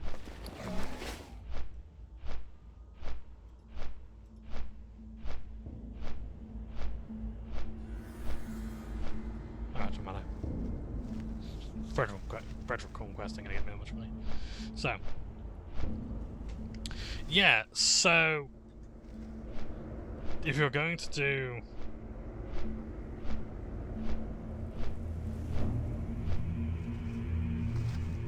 Anything like, you know, like creative writing and like that, for the love of God, don't do it for free. It's one thing to like do a writing prompt on Reddit or whatever, because I like doing those.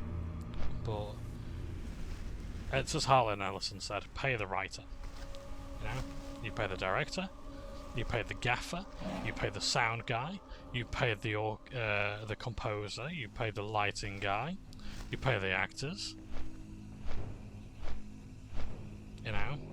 You pay the fucking tea lady. Why aren't you paying the writer?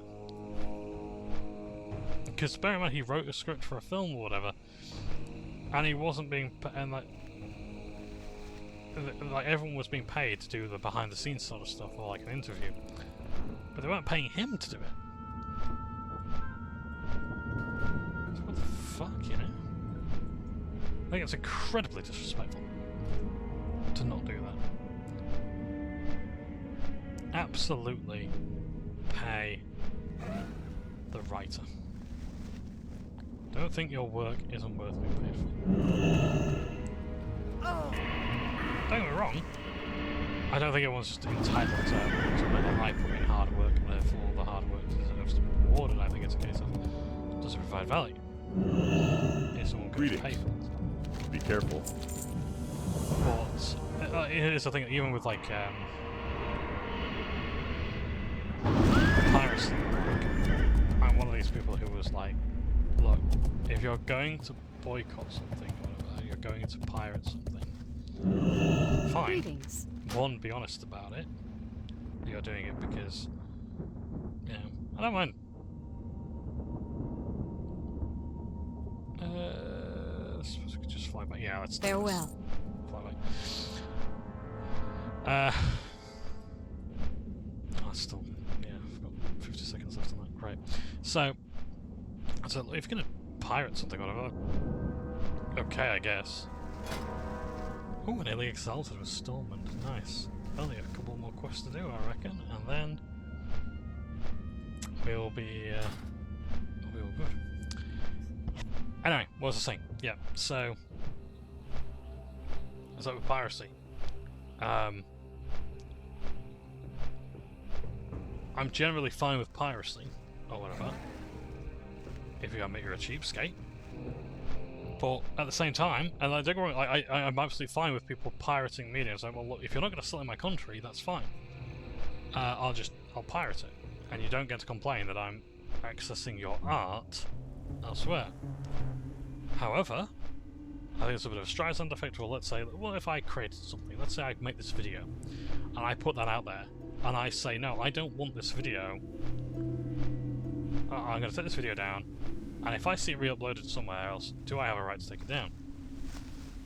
Because it is still art, it's still transformative. And if we're not going to say this is art, then we don't get to say that Let's Plays are art, we don't get to say video games are art. Anything like that, you know? Art can be lots and lots of things. I don't think we really get to easily decide.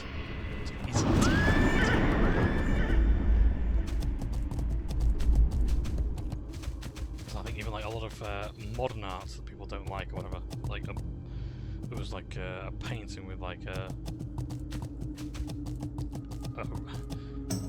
red. In fact, let's just do this like a blank canvas. Yeah, you can put a blank canvas there. And it's like, well, that's not art because it's just blank canvas. It's like, well, it can be, because what's it making you feel? What's it making you think about it? The fact that you've thought it isn't art, so it offends you in some way. It maintain some sort of sensibility. That sort of thing. Anyway, I'm getting way off topic. The point is that, like, do I get to decide if I control my art once I've taken it down? Do I get to keep it? People say death of the author all the time. It's like, it certainly goes so far, I think. I think it's used way too often to justify a lot of shitty things. Yeah. I think it's just a bit of a knee-jerk reaction from a lot of people. Well, what about this? Death of the author! Death of the author! Wait, you haven't even heard my argument yet. Or maybe we should actually have some respect for the person who made it, even... or courtesy for the person who made it, even if we don't agree with them or like them. You know, that sort of thing.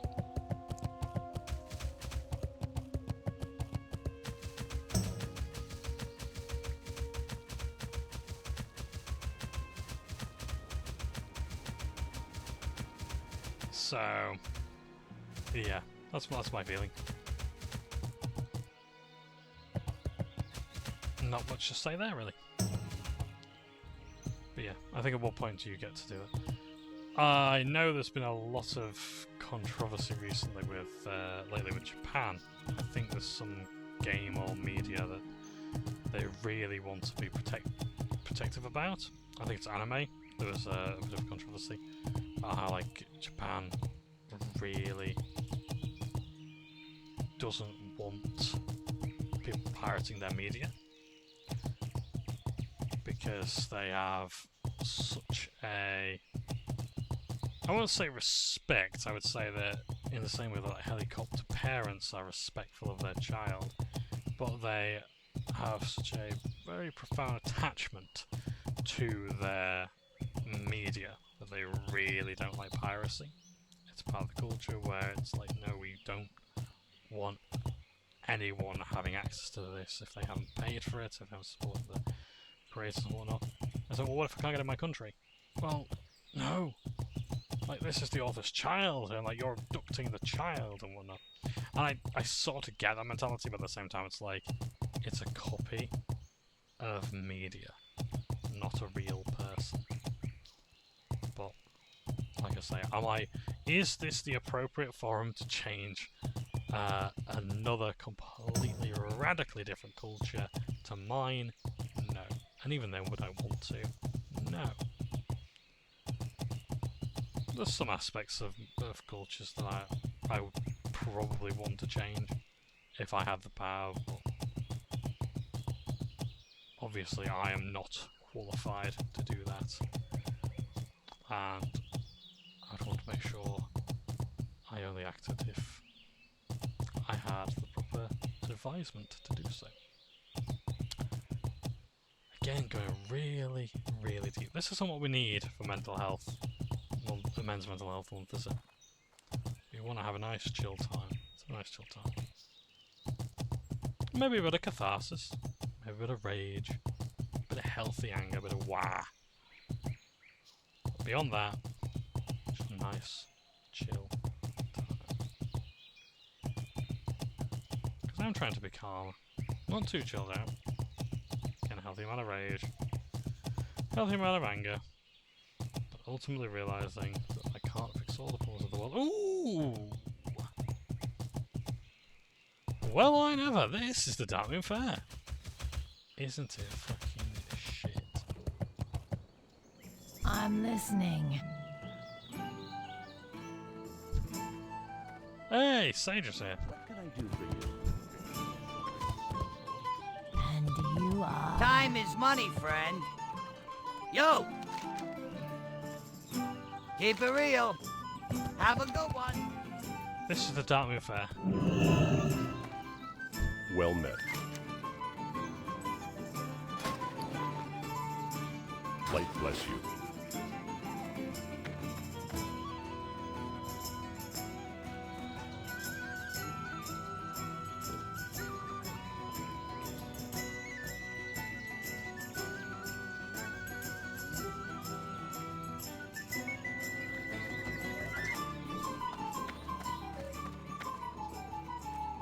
Ishnu Daldiel.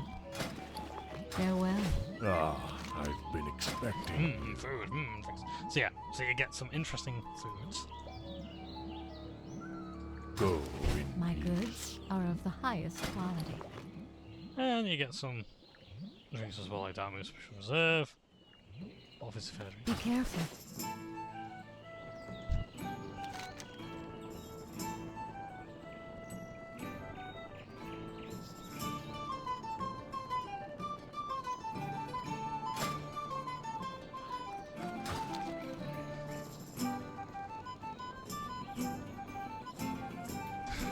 Someone dropped the elemental stuff. That's way more interesting. BOE, holy shit. Let's have a look. I have long known you to seek me out with the Warlock. Each sentient being in this world is driven by choices they make. Choices make out further choices, and these in turn make someone who they are. It's where your fortune is drawn from, who you are, and what the choices you make. You discover where your fortune lies. I already discovered where my fortune lies. Very well then. You have been tasked by your liege to guard its fields of corn from poachers and thieves.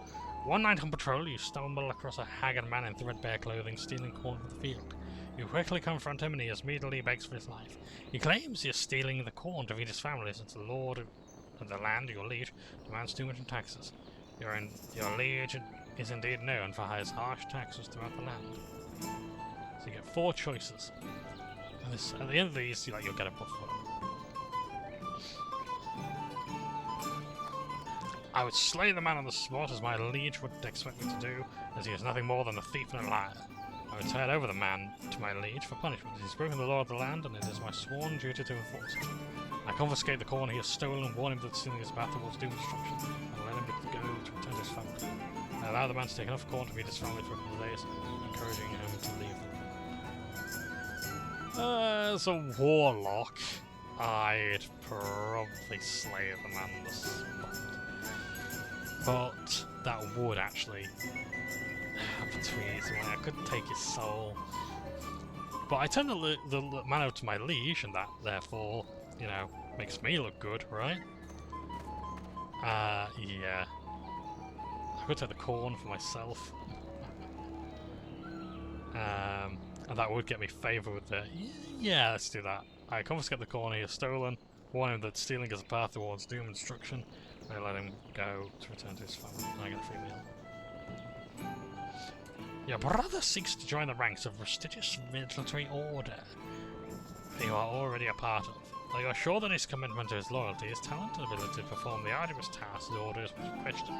While you are not certain he will be able to rise to the challenge of the order, putting you and others in danger. You are certain that your word alone would allow to keep him in or keep him out.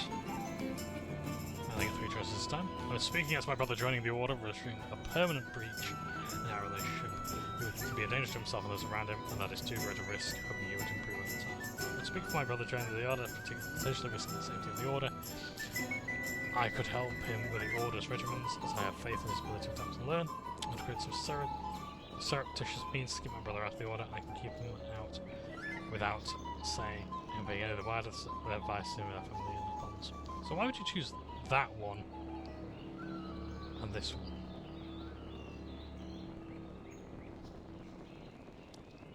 So let's just do this one. I would speak for him to join, and I would have a lackey in my hand. Debt to be paid. Your fortune is cast, Warlock. For the next few hours, you will find your spirit in tune with your true nature. Be careful, though, as your fortune and your fate are never as clear as you might think them to be. If you would like a small glimpse of something to ponder in your future, well, please let me know. I'd be happy to give you a written fortune, provided you have room in your inventory. It is one drawn from the inside you have shown by answering my questions. There we go, and we get a fortune. Sage's fortune. Avoid taking unnecessary gambles. And what do we get here? We've got our strength increased by 10%. That's based on the answers you've given. What would happen? Need assistance?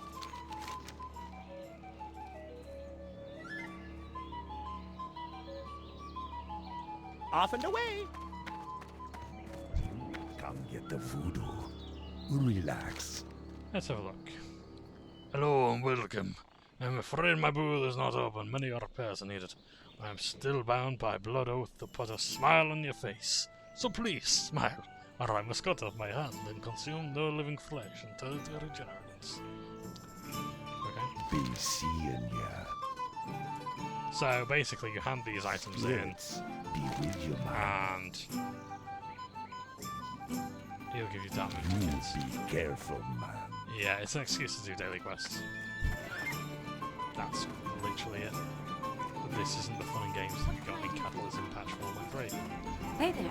Jerry Hendricks, the strongest one alive. So yeah, again, it's making See you it around. easier. Safe travels. Hey. Right. Daylight's burning. So and the items there. Anything else? But it's really cool that we've actually seen the Diamond Fair, because this is a limited time event. As you can see, because it's a neutral faction. Glory to the Horde. I can't find my fat frog, Jub Jub. She loves dark iron ale. It's all she ever drinks. But it can be so hard to get. Now I'm out, and Jub Jub must have run away to find more. Oh, she will come Strength. I'm listening. back. Grass here. What do you require? Beware the living. So he wants other working stuff. Trust no one. Victory for Sylvanus. Farewell. Watch your back. Glastenheimer 5000 Ultra Cannon.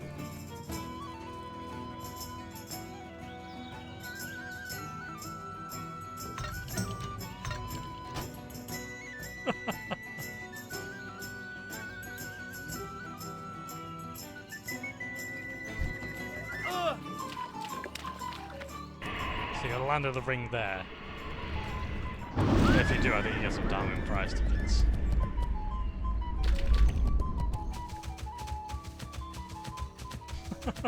Might be able to give it a go.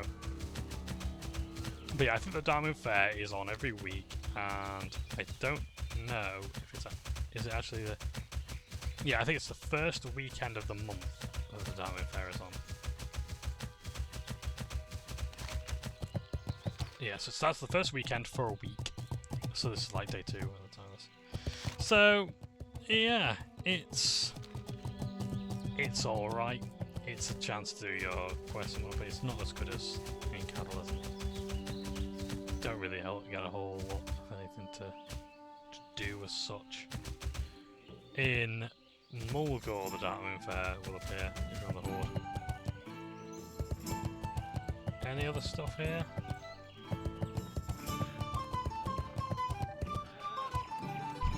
What is it?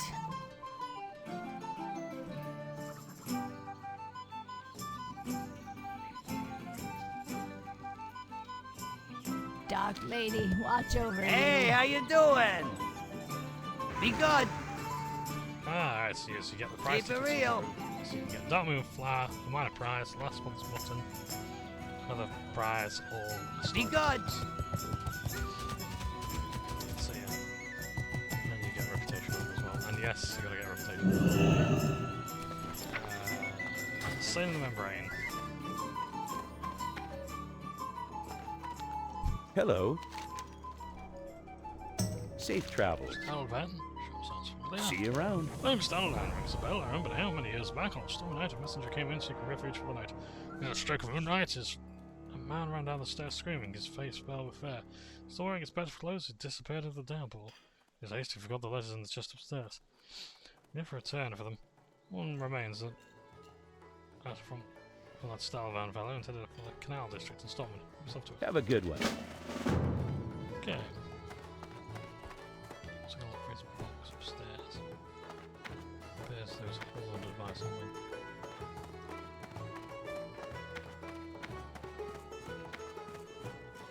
Oh yeah, that's not my boxes.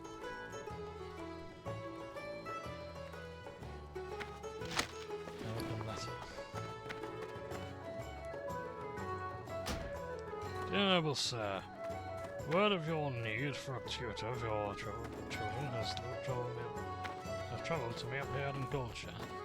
Where I take up residence in the Lion's Pride and in the unfortunate state of affairs. I was forced to abandon my post as headmaster of the Moonbrook Schools.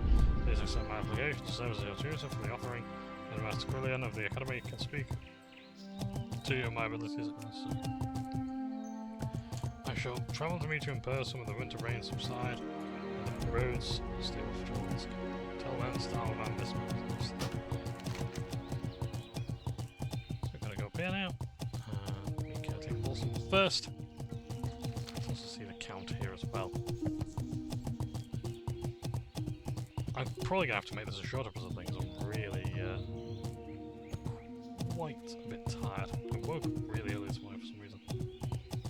No idea why. Can't be having that.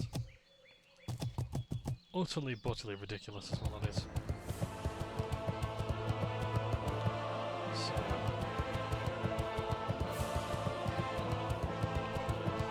yeah, I like I don't know if it's a nice little thing there. It went with the Wrath of the Lich King where things really kick off. You got things like Brewfest and whatnot. And also as well, the dungeons as well, yes! So, at Scarlet Cathedral, you will, or Scarlet Monastery at least, you will get to see, like there's a boss there you can kill for the Hallow's End, or you can go for the Headless Horseman's Headless Horse Mount, whatever it's called, which is awesome. It's a really low drop rate, I haven't got it yet, I'd love to get it. And what else? Yeah, there's Brewfest, so you can get the Brewfest Ram, Johnbonne, one of the first mounts I got, which is awesome. It's great as well because you use the Brewfest Ram on horse, on horde rather, on horse, on the horde.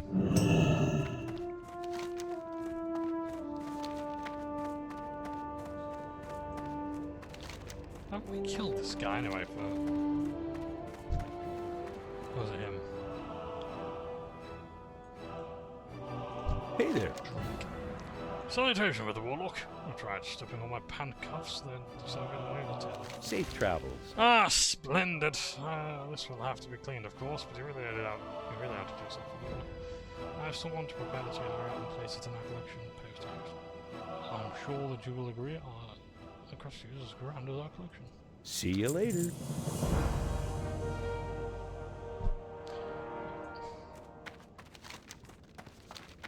Gold 50, which isn't actually too bad.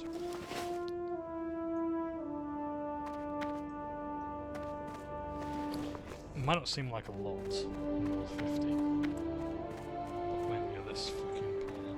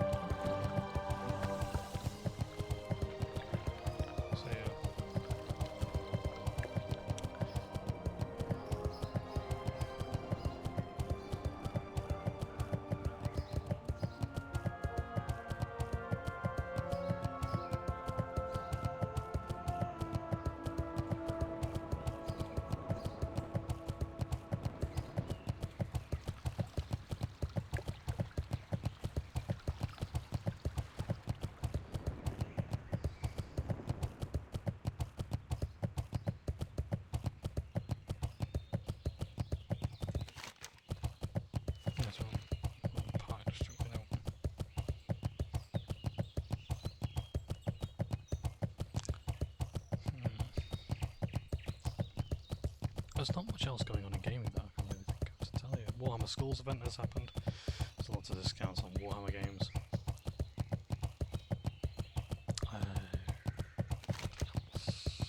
Oh, let's see. One more DPS for Dead Mines.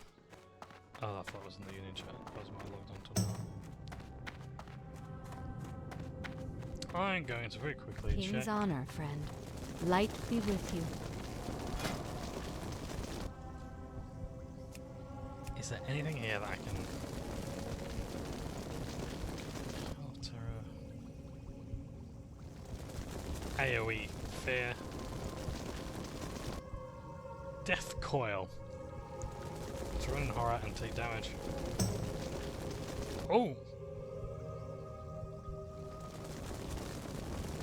I gain 100% of it back in health. Not bad. The spell stone. Spells all half effective caster. Shadow ward.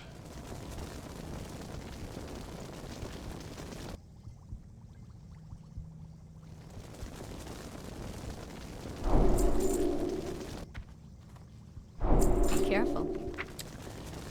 I will have Shadow Ward. I will have Super Death Coil. Go. Where?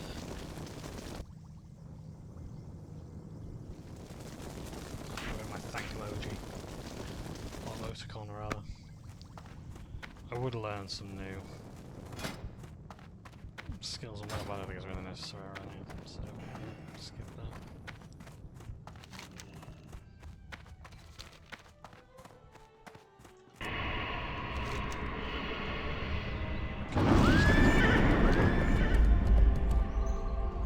So yeah, I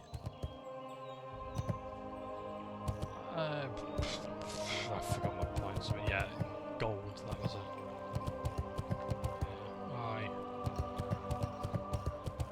Yeah, that's why you've got the ghost there.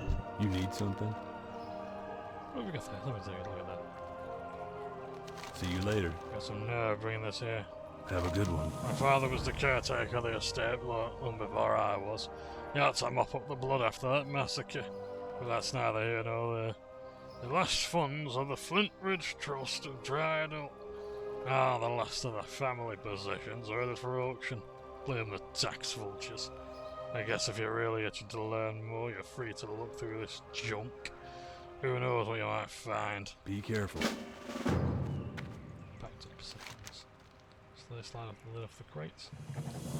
Inside the crates you find various objects, dusty heirlooms, apparently portraits, a few hunting trophies and small books. Near the bottom, underneath a ceramic vase, you find a torn journal page.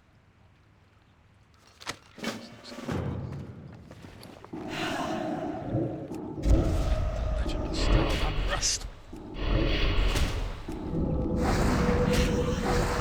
That's still recharging.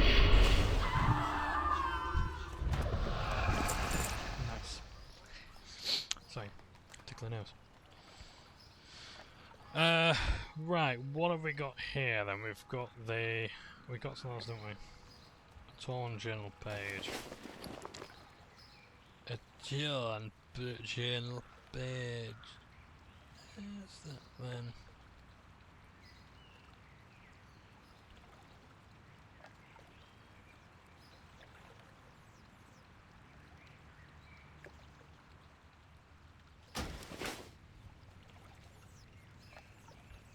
Alright, okay, we can't read it. So...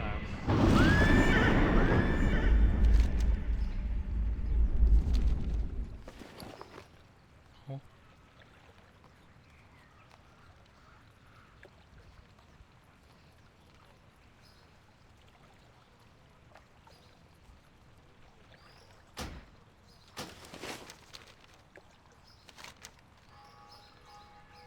Oh.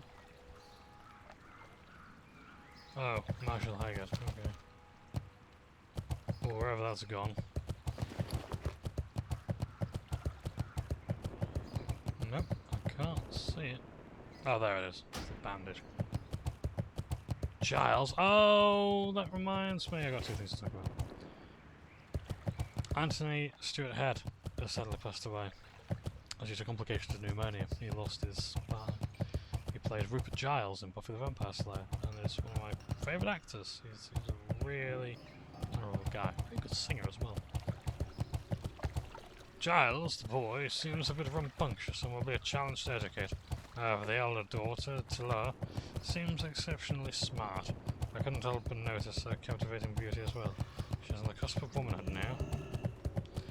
Supposedly, the Lord has arranged her marriage for next year, but I digress.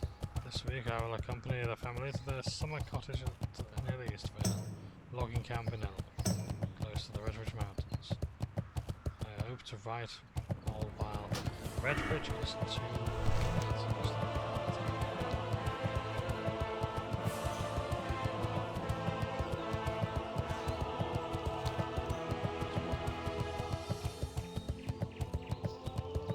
Oh, another fucking curse. Storm Strike! Attacks with both weapons. Extra source of damage. Nice. I do love Elemental Shaman. So, Enhancement Shaman, rather.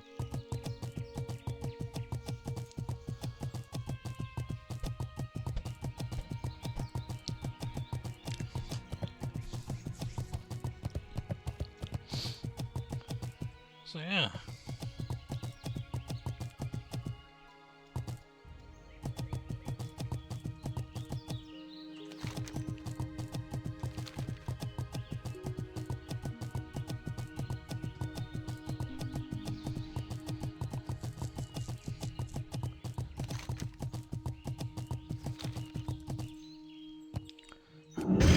I can't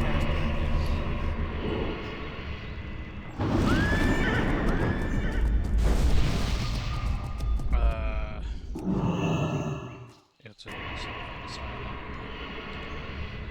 I can't even remember. And we'll go on, what else?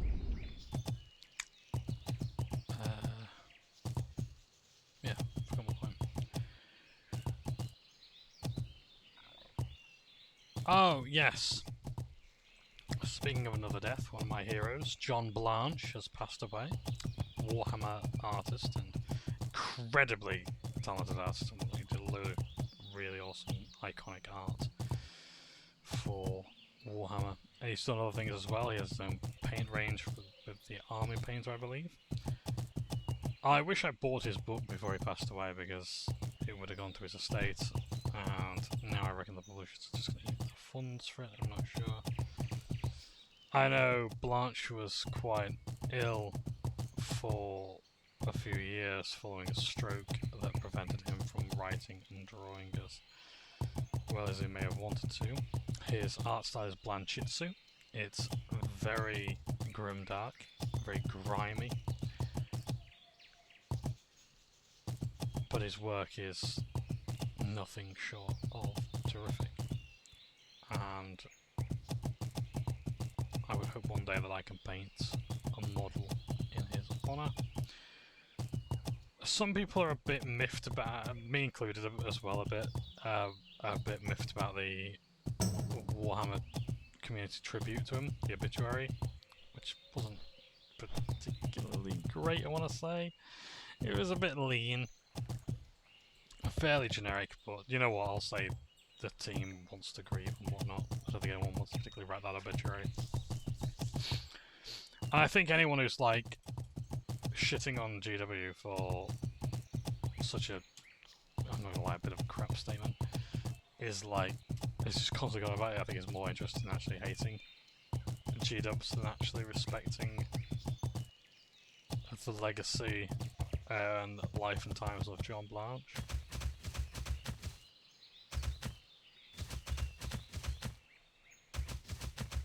But I do agree with that closing statement that, like, the worlds he created are, you know, he was a Warhammer in a way that quite a few of the artists were, and that's irreplaceable. That said, actually, I've seen one person who's doing really good artwork in his style, and it's so fucking good. I want to see more like that. What have you got there? I cannot see. My eyesight is very bad. Put it in my hands. Go with honor, friend. I can barely make out those letters, but the writing style reminds me of someone once I once saw before my vision became so Be powerful. careful. There was a bundle of parchments in the chest upstairs and I moved into this place. I looked at them once when I first arrived. I gave up as the fog hazed over my peepers. To an old, nearly blind man of favour and check the chest upstairs for anything you might help you in your quest to discover more about the Stalwart character. I'm sure there's a faded journal page that might be of some interest to you. Bring it to me and I'll help anywhere. For the Alliance. Talk to me, mate.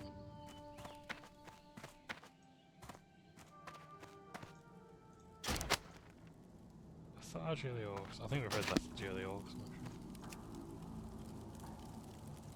Anyway.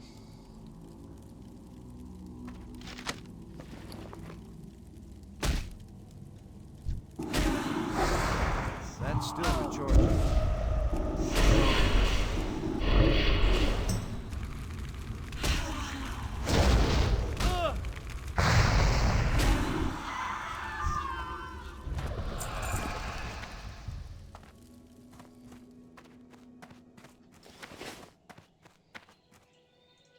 Light be with you.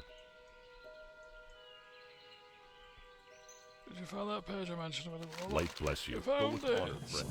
I know of someone who might be able to assist you. Back when I was leading the Stormwind Guard, we used to get drinks at the Scarlet Raven Tavern in Darkshire.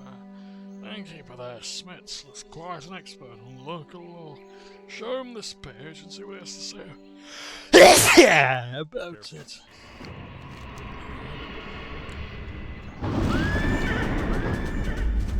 At least I've not got fucking cursed again. So what you're saying is that after all the time we could have just gone to the tavern.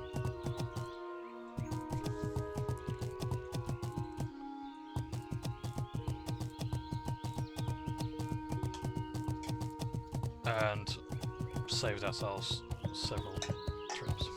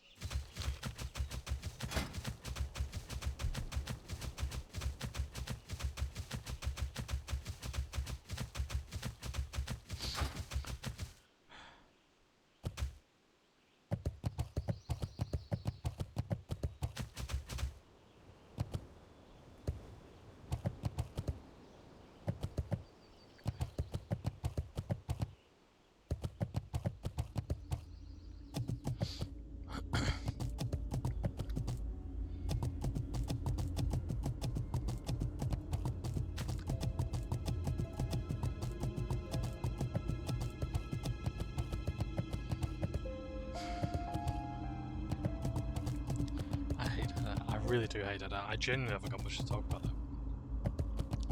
I'm sure next time I come back to it I'll have something, but I'm just like kinda just going through the motions at the moment really.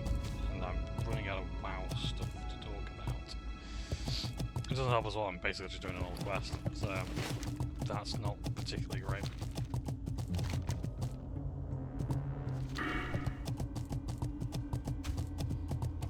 Talent-wise, again, it's just still going to this, and then we've got to go down here,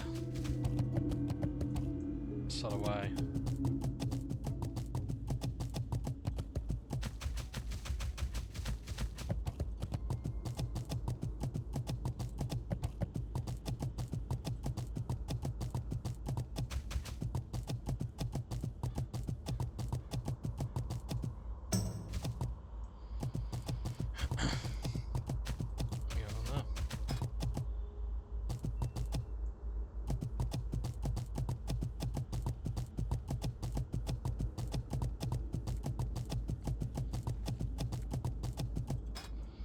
I have to start wondering as well what other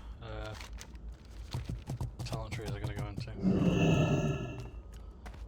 Let's get out on Stable Affliction. What can I do for you? Marshal Aggett sent you. Why didn't you say so? Ah, good old Aggett. Poor chap is going to be completely blind before long. Anyway, let me see what you got there. For the Alliance. By the light, you better recognise that handwriting. See you around. I followed the legend of that Stalwart character for years. Visiting those nobles, those visiting nobles were slaughtered a few years back. I thought I went with Agan to investigate. I found these mudgy pages when I wrote to link the handwriting to that crazy man in the woods. Your trail of evidence proves his guilt. Take this to Commander Evanlock immediately and fill her in on what you discovered. See you later. So... most certain that she shares the same feelings for you now. She even placed her hand on mine this morning. When she smiles, her eyes light up like glittering diamonds. The spoken words pass between us. I can feel her in my pounding heart and heated veins. Anger and fury like with the likes of which I never knew existed. How dare she? As I was instructing Giles in the meaning of numbers, Tillora appears before me with a suitor, holding hands in public nonetheless. What an uncouth young man. Rather than introduce me properly, Tillora simply said, "Oh, that's just my tutor, Uncle Stanley. He's a nice old man. Old!" At the word, my cheeks rushed with heat. Over a few years older than yet she betrays. Oh dear. Oh, okay. Well met. It's better be good, Warlock. Let me see what you've got and tell me about your tale. Rather like be quick about it. Darkshire's defense is my number one priority. I've not the time to squander until it leads. Be careful. Oh, excuse me a second. And I'm back. Hello. Is this person by any chance? Yeah, level 70, right, I can't do him. Okay. My, you've proved yourself quite the detective, Warlock. Farewell. I have had my eye on that creep Stadalvan for quite some time. If this page was written in the same hand, it proves his guilt beyond a shadow of a doubt. In all his days keeping the town registry, Clerk Deltray has become an expert at identifying handwriting. Show him this page and see if the writing matches that of the registry signature. Have a good one. Oh dear. Hello. Hey there. Back again with the Warlock. What do you have this time? Safe travels. Oh yes, the writing on this page does in fact match that of the registry signature. See you around. I immediately the handwriting match with the Warlock's. Have a good one. Can I help you? I knew it. Fine way. Safe travels. Stadalvan Mistmantle led a life of depravity. Innocent victims die by his hand. Undoubtedly he is guilty of countless crimes. Now the lunatic threatens Darkshire. The light only knows what sordid acts he is plotting. Travel to his cottages north of town, Warlock, and execute Stadalvan once and for all. When the deed is done, travel to Madame Eva's and show his family ring. After all, it was her premonition that led to this gruesome discovery. Darkshire is safe because of her. See you around. I really should have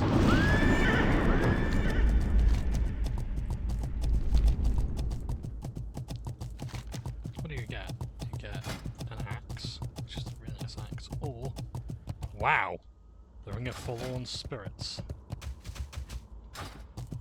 which restores mana per second, which would have been great at that level.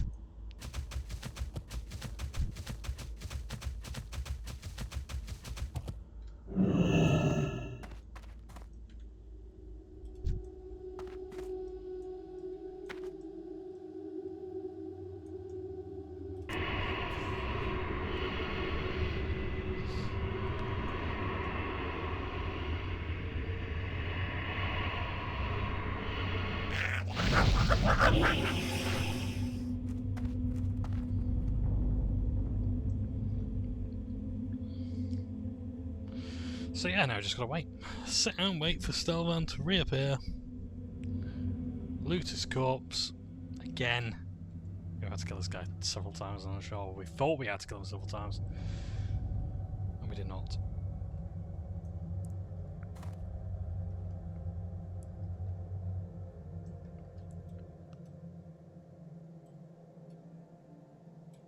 There we go. So yeah.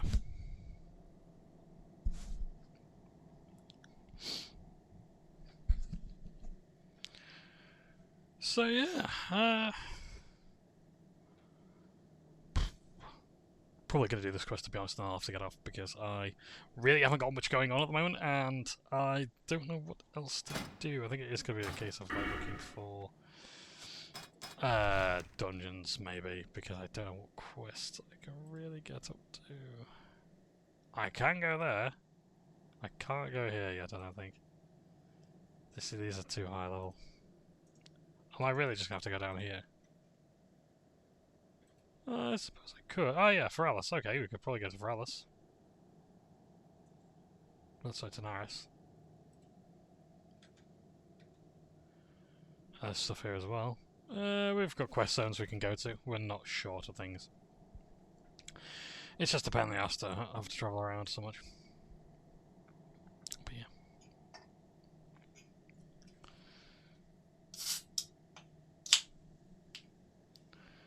So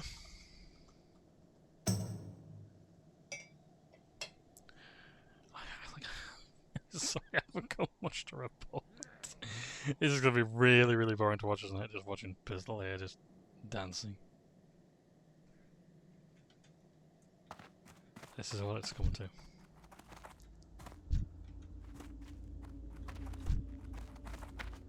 Yeah, Dark Show's a busy quest. I'm actually surprised how it's actually one of the busiest quest I've always been to, because like every time I go, even in retail, there's always people there. It's never lonely. I guess it's just because it's got that many killie quests. And it is quite centralised in a way. So you got everything you need there. Loads of stuff. You don't have to travel far, the main roads are safe. You don't have to do much with the ogres. You go to like each location, you're sort of only there for 5 minutes.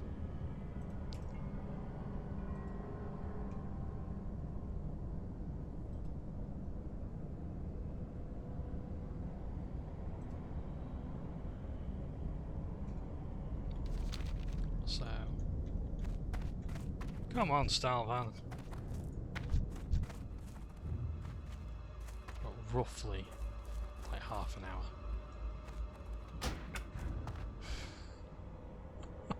Oh, come on, mate. Well, his body's despawned. That's a good sign. So yeah, it's.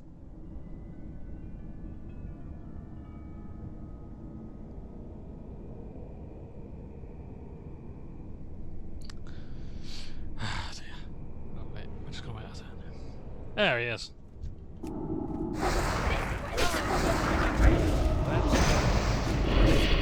still recharging.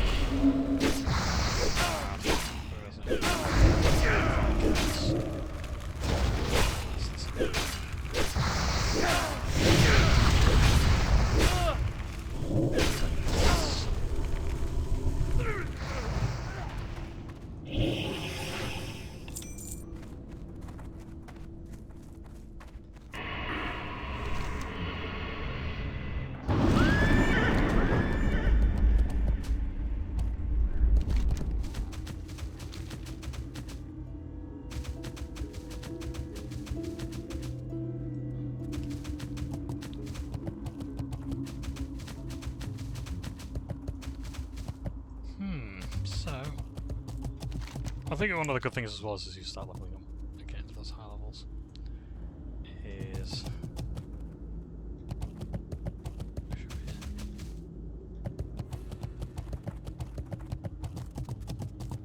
she's in the house, isn't she? Is that you start getting enough variety in quest zones. Need help? Go with honor, friend. Between the two, that was probably going to make the most money, but then again I'm going to disenchant anyway, aren't I? So. Safe travels.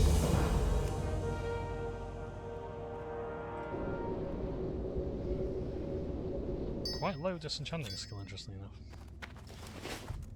Ho ho, noodly doo.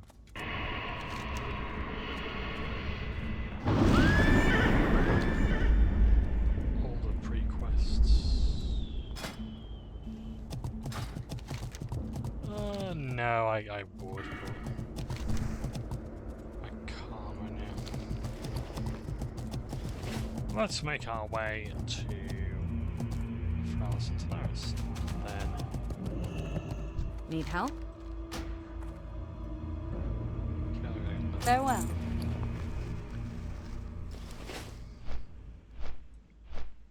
There's a bunch of chain quests, yeah. Oh, this bloody curse. There's a Stalvan again! So at least it's coming from him now, so yeah.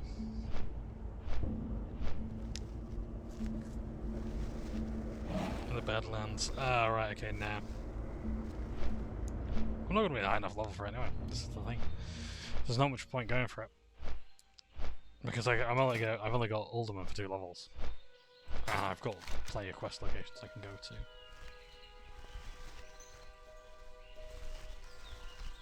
So yeah. I could have gone there to get those crawler legs for the bugs quest, but it's alright, I don't really need to. Maybe a balloon. Donation quests.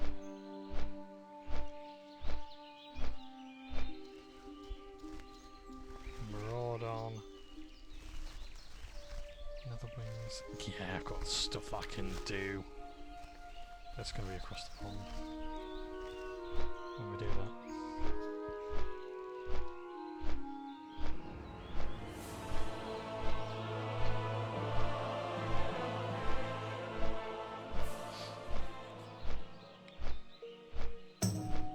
Still enjoying WoW greatly. WoW Classic, really fun. Great way to play, lots of RP moments. The story really just makes me want to pay attention to it. I like the stakes. Even those lower level quests make me feel like I want to do them for the story. It's like there's no benefit to me, it's going to take hours out of my day, or my total playtime, which is over 72 hours. And you know something? I don't care. I actually like it. Do I get any XP for it? No. Do I get that much money for it? No. I got a tiny piss little enchantment item. That was it. You know something? I don't care because I had fun.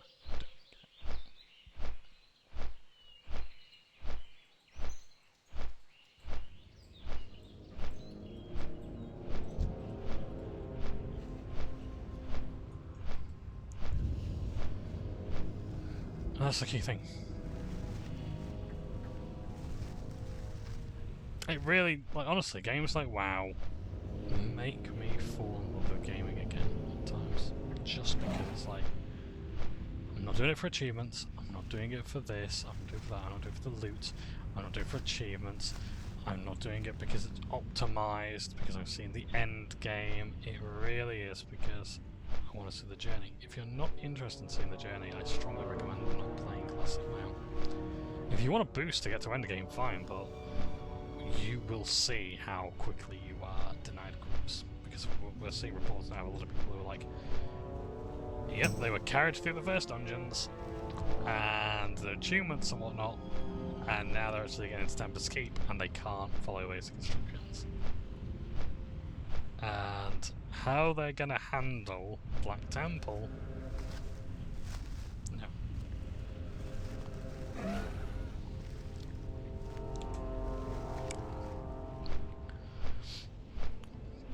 Even with all the resources they have today, again, I can't stress enough how a lot of WoW today is figured out. Back then, I mean, like, information started before the dungeon even launches, or the raid launches. In the Warlords Genre Alpha, there was like Bloodmaw Slimehines. No, it wasn't that one, it was some other dungeons. Bloodmaw Slimehines was great though, I loved it. It was really a return to like the Cata dungeons that I loved. But yeah,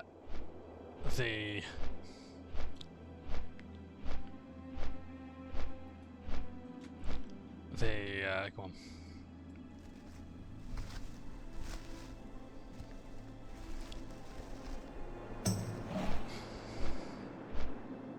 There were some other dungeons that I can't remember the name of. And people were like, this is the alpha?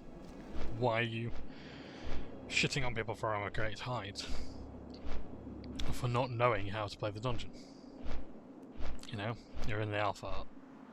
You know, this is not something that should just be known, it should be figured out. But that's a completely different attitude to now, where, back then, when this first came out, it's like, we don't know. you've got the Brady Game Strategy Guide. You'd have to ask other raiders. You'd have to ask the people on your server. You'd have to go on forums. Because, like, recording the gameplay wasn't as big a deal as it is today. I can record any game you put in front of me, basically. Back then, sharing that online just wasn't a known quantity. It just wasn't something you could rely on. And you might have only one person in your guild at the time who was recording. It wasn't a case of like everyone's recording it for their own channel.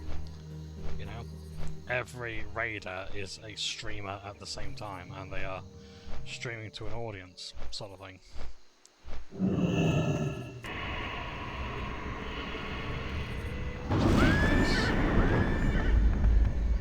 There's a lot more going on.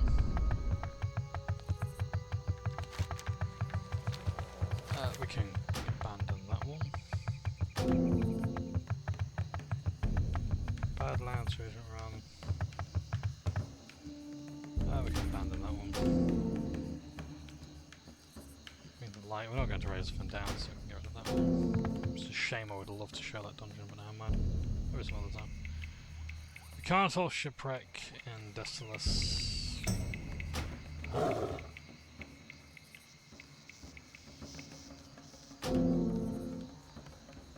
That's now out of date. Cool quest, but now down the Scallop Path.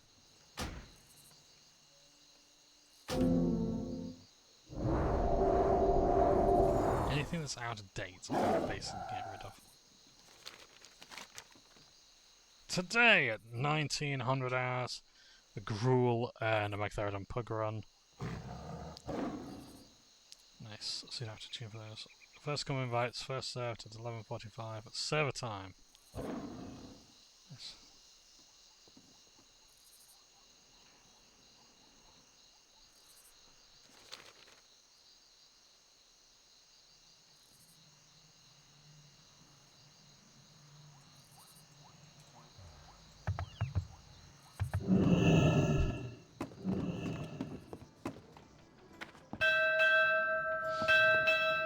So, yeah, it's very interesting how the game and MMO culture has changed.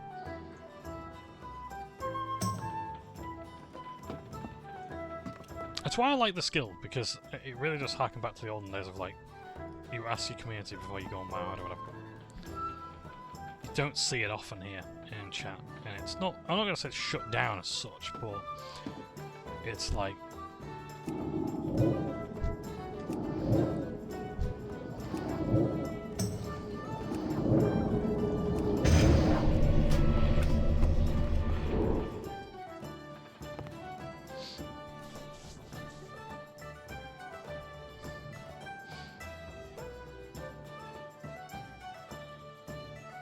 we're all here for the same thing of like, we want to talk to each other, we want to have a community, we want to engage in a conversation.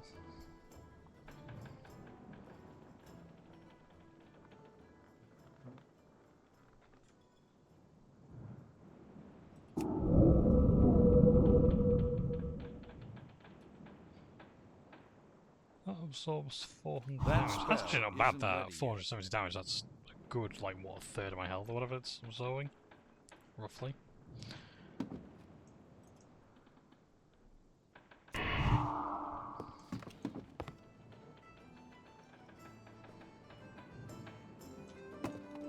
will be using that. I can't cast that yet.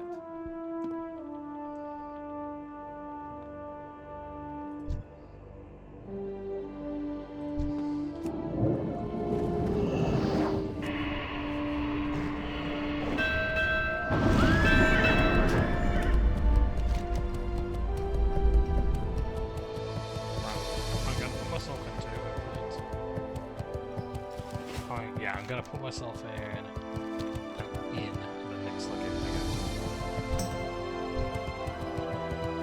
to. Here's one. I don't think we will be able to right here. Alright, I'll tell you what. We'll call it quits here. We'll figure out our next move after. And I'm gonna take a break, and I might see you again tomorrow. doing what? I don't know. Hopefully I've got something to talk about. Hopefully we've got a quest lined up. Yeah, got loads of quest experience. So yeah. Thank you ever so much. Take care of yourself now. And it's been a pleasure to play for you all today. Let's have a change scene. There we are. Alright. Thanks so much for watching. Take care, Stephanie. Have a great day. All the best.